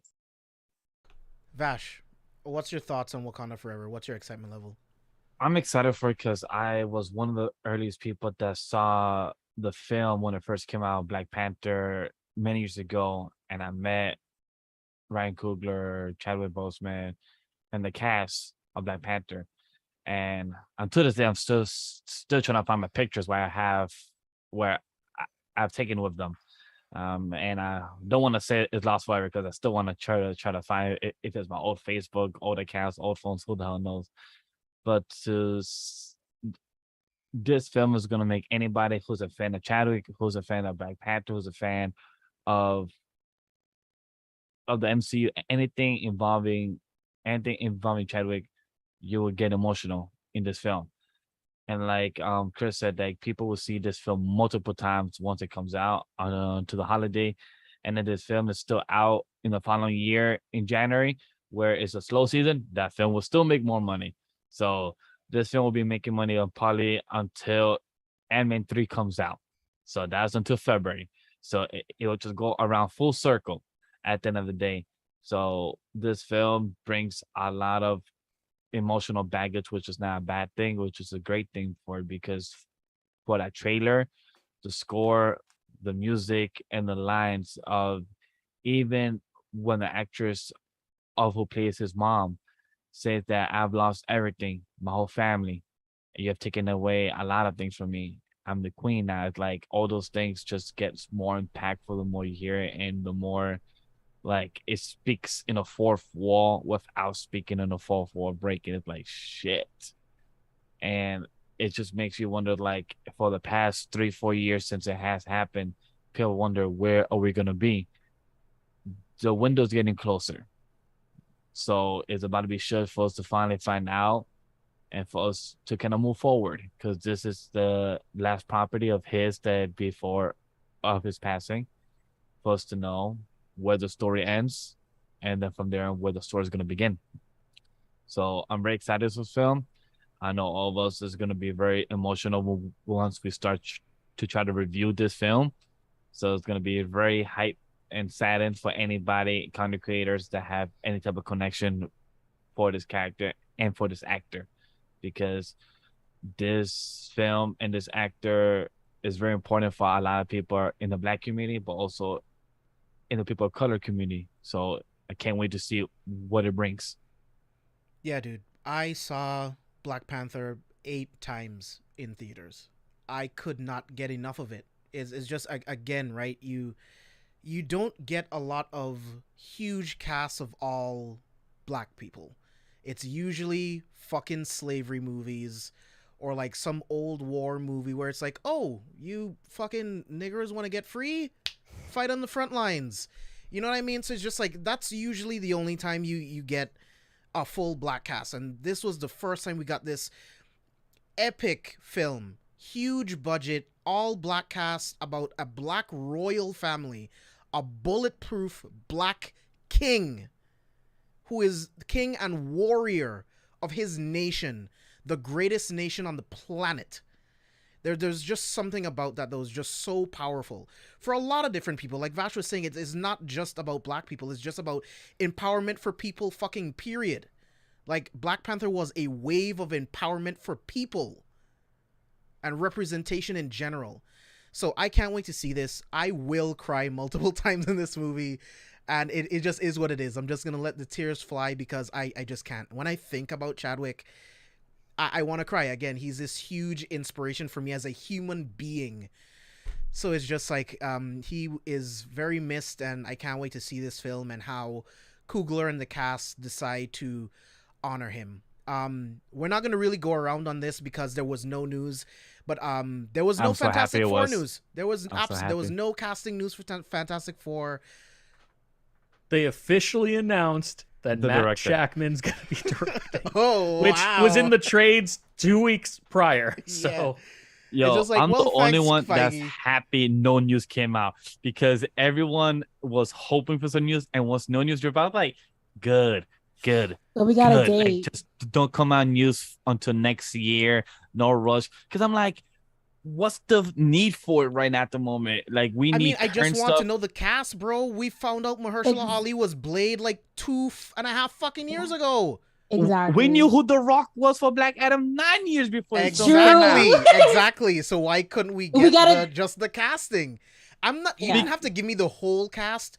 Just give me the core or give me Doom. Marvel Something. slash Fox has fucked it up 3 times, or technically 4 times if you count the one that's not really real, stuff like that. That H just found out that there was a fourth one not that long ago. So Marvel's like, yo, we should really make sure to know what the fuck we're doing before we announce and everyone give us any type of backlash. So I think they're being smart with how to handle this. Maybe they already have it casted, but they just so tight-lipped, which who knows? But then I'm just laughing at this more is that everyone expected some type of news, like some type, like at least I Doctor mean, Doom, yeah, dude. Fantastic, and Henry It's Cavill was his literally name the was there too. catalyst to Phase 6. I mean, like we we need to know. At the end of the day, I'm just laughing about it. Like next year, we would definitely hear some news at San Diego or at some type of con. But I was just laughing like, yo, no news came out, and everyone was like, I yo, was we didn't get fucking no pissed, news. dude. That was one of the things I was most excited for in my predictions. I was like, we might actually finally get a Fantastic Four casting. I know. Like something, even if it was just Reed and Sue, like some shit, just anything. But Maybe we'll get a Doom tag in Wakanda Forever. Maybe. You never know. But D23, Henry Cavill, who knows? D23 was a good event. I do wish there were some other things that they announced. I would have liked like a small hint of like what Scarlet Witch is going to be doing next. Just some other things that I predicted, but I think the event was decent. I wish it was there so that I could see the footage. But getting the footage descriptions was good enough. Getting the plot details was good enough. Getting everything into Armor Wars and Secret Invasion, getting more details. I'm very excited for the future of the MCU, so can't wait to see where it goes. And yeah, I think this is a good place to wrap it up. So, Spicy, tell the people where they can find you online.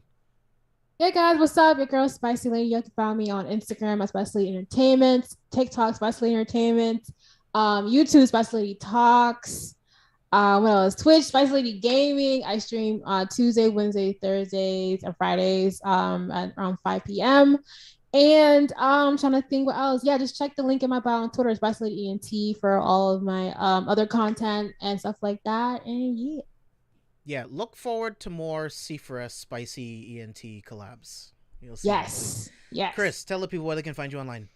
You can find my podcast on Twitter at Popaholics. You can find us on Instagram at PopaholicsCast. You can email us at popaholicscast@gmail.com. We have a YouTube channel, youtube.com/Popaholics, where every week we talk about the latest in pop culture and film industry news. You can find me personally on Twitter at Chris Conkling, talking about all things nerdy. And then, of course, you can find my writing on carefulforspoilers.com. Abe? Y'all know what it is. It's your boy, the Mad Prince. You can find me on Twitter and on Twitch at Prince_A I stream 3 times a week, Sunday nights, Wednesday nights, Thursday nights around 8 p.m. EST. Thursday nights is for the grown and sexy folk. If you are not mature or, this is more of your mature content there. After dark. Yeah, it's definitely after dark. It is. Last week I was, I'm never shirtless too, Abe. consuming. No, I actually had no cams on. I am never consuming tequila again, until 2025 anyway. You can find me anywhere else these wonderful people and content creators are involved with, i.e. SpicyLady Entertainment. She has a dope project coming out next month for all of the for a lot of comic book fans of a particular family/team.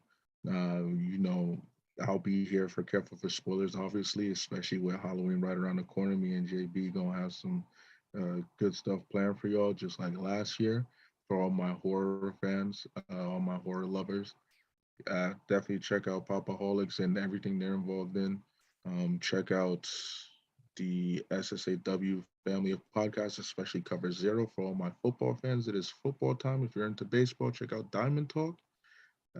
Yeah, I just got my hands in everything. You'll see me some way, some form, some fashion. Check me around. And also, please, please, please, if you want to support Black-owned comics and manga writers, please, please, please sign up for the Kickstarter, the Concept Moon Kickstarter that just went live today. Get you your Project Moonlight, your Moonlight digital copy or physical copy, because our very own, careful for spoilers, very own Scuba Steve has his project Payback within the magazine issue. So please go check that out. I'm sure the link will be provided at some point in the description. Appreciate y'all. I'll see you when I see you. Be safe. Have a wonderful week. And let's nerd out. Let's nerd out. Hell yeah. Vash? You can follow me everywhere at Legendy Vash. That's it. Just very simple. Cool. You guys can follow me all over social media at JB Exclusive. You want to find absolutely everything that we do at C4S Media Group, head over to carefulforspoilers.com. You'll find all of the links that Chris is writing for the site, the articles that Steve has written for the site, my articles on there. I've been working on a lot of different lists. I'm going to come out with a different list. Rankings galore. Yeah, rankings galore. There's a whole section just for lists.